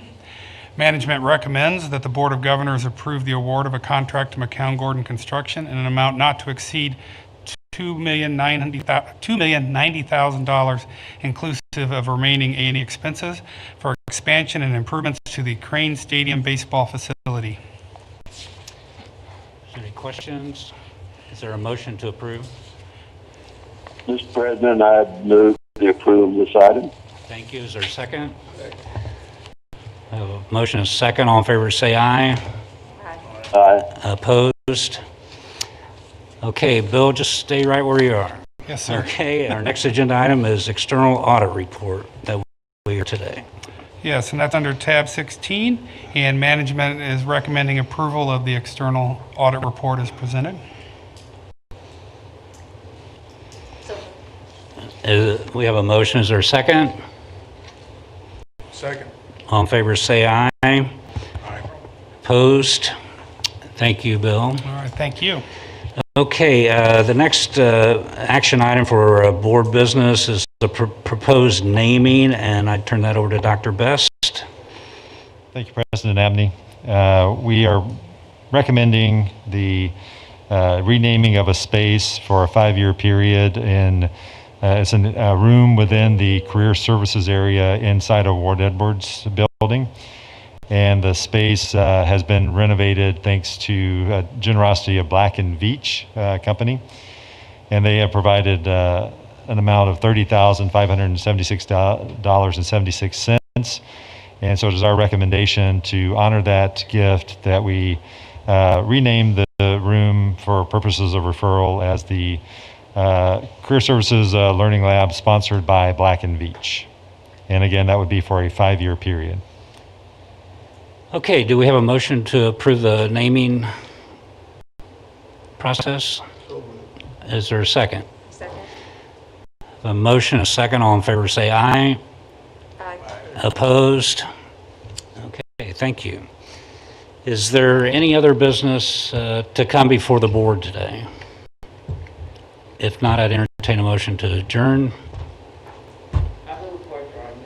Is there a second? Second. You need to call roll. All in favor, say aye. Opposed? Thank you all for attending today.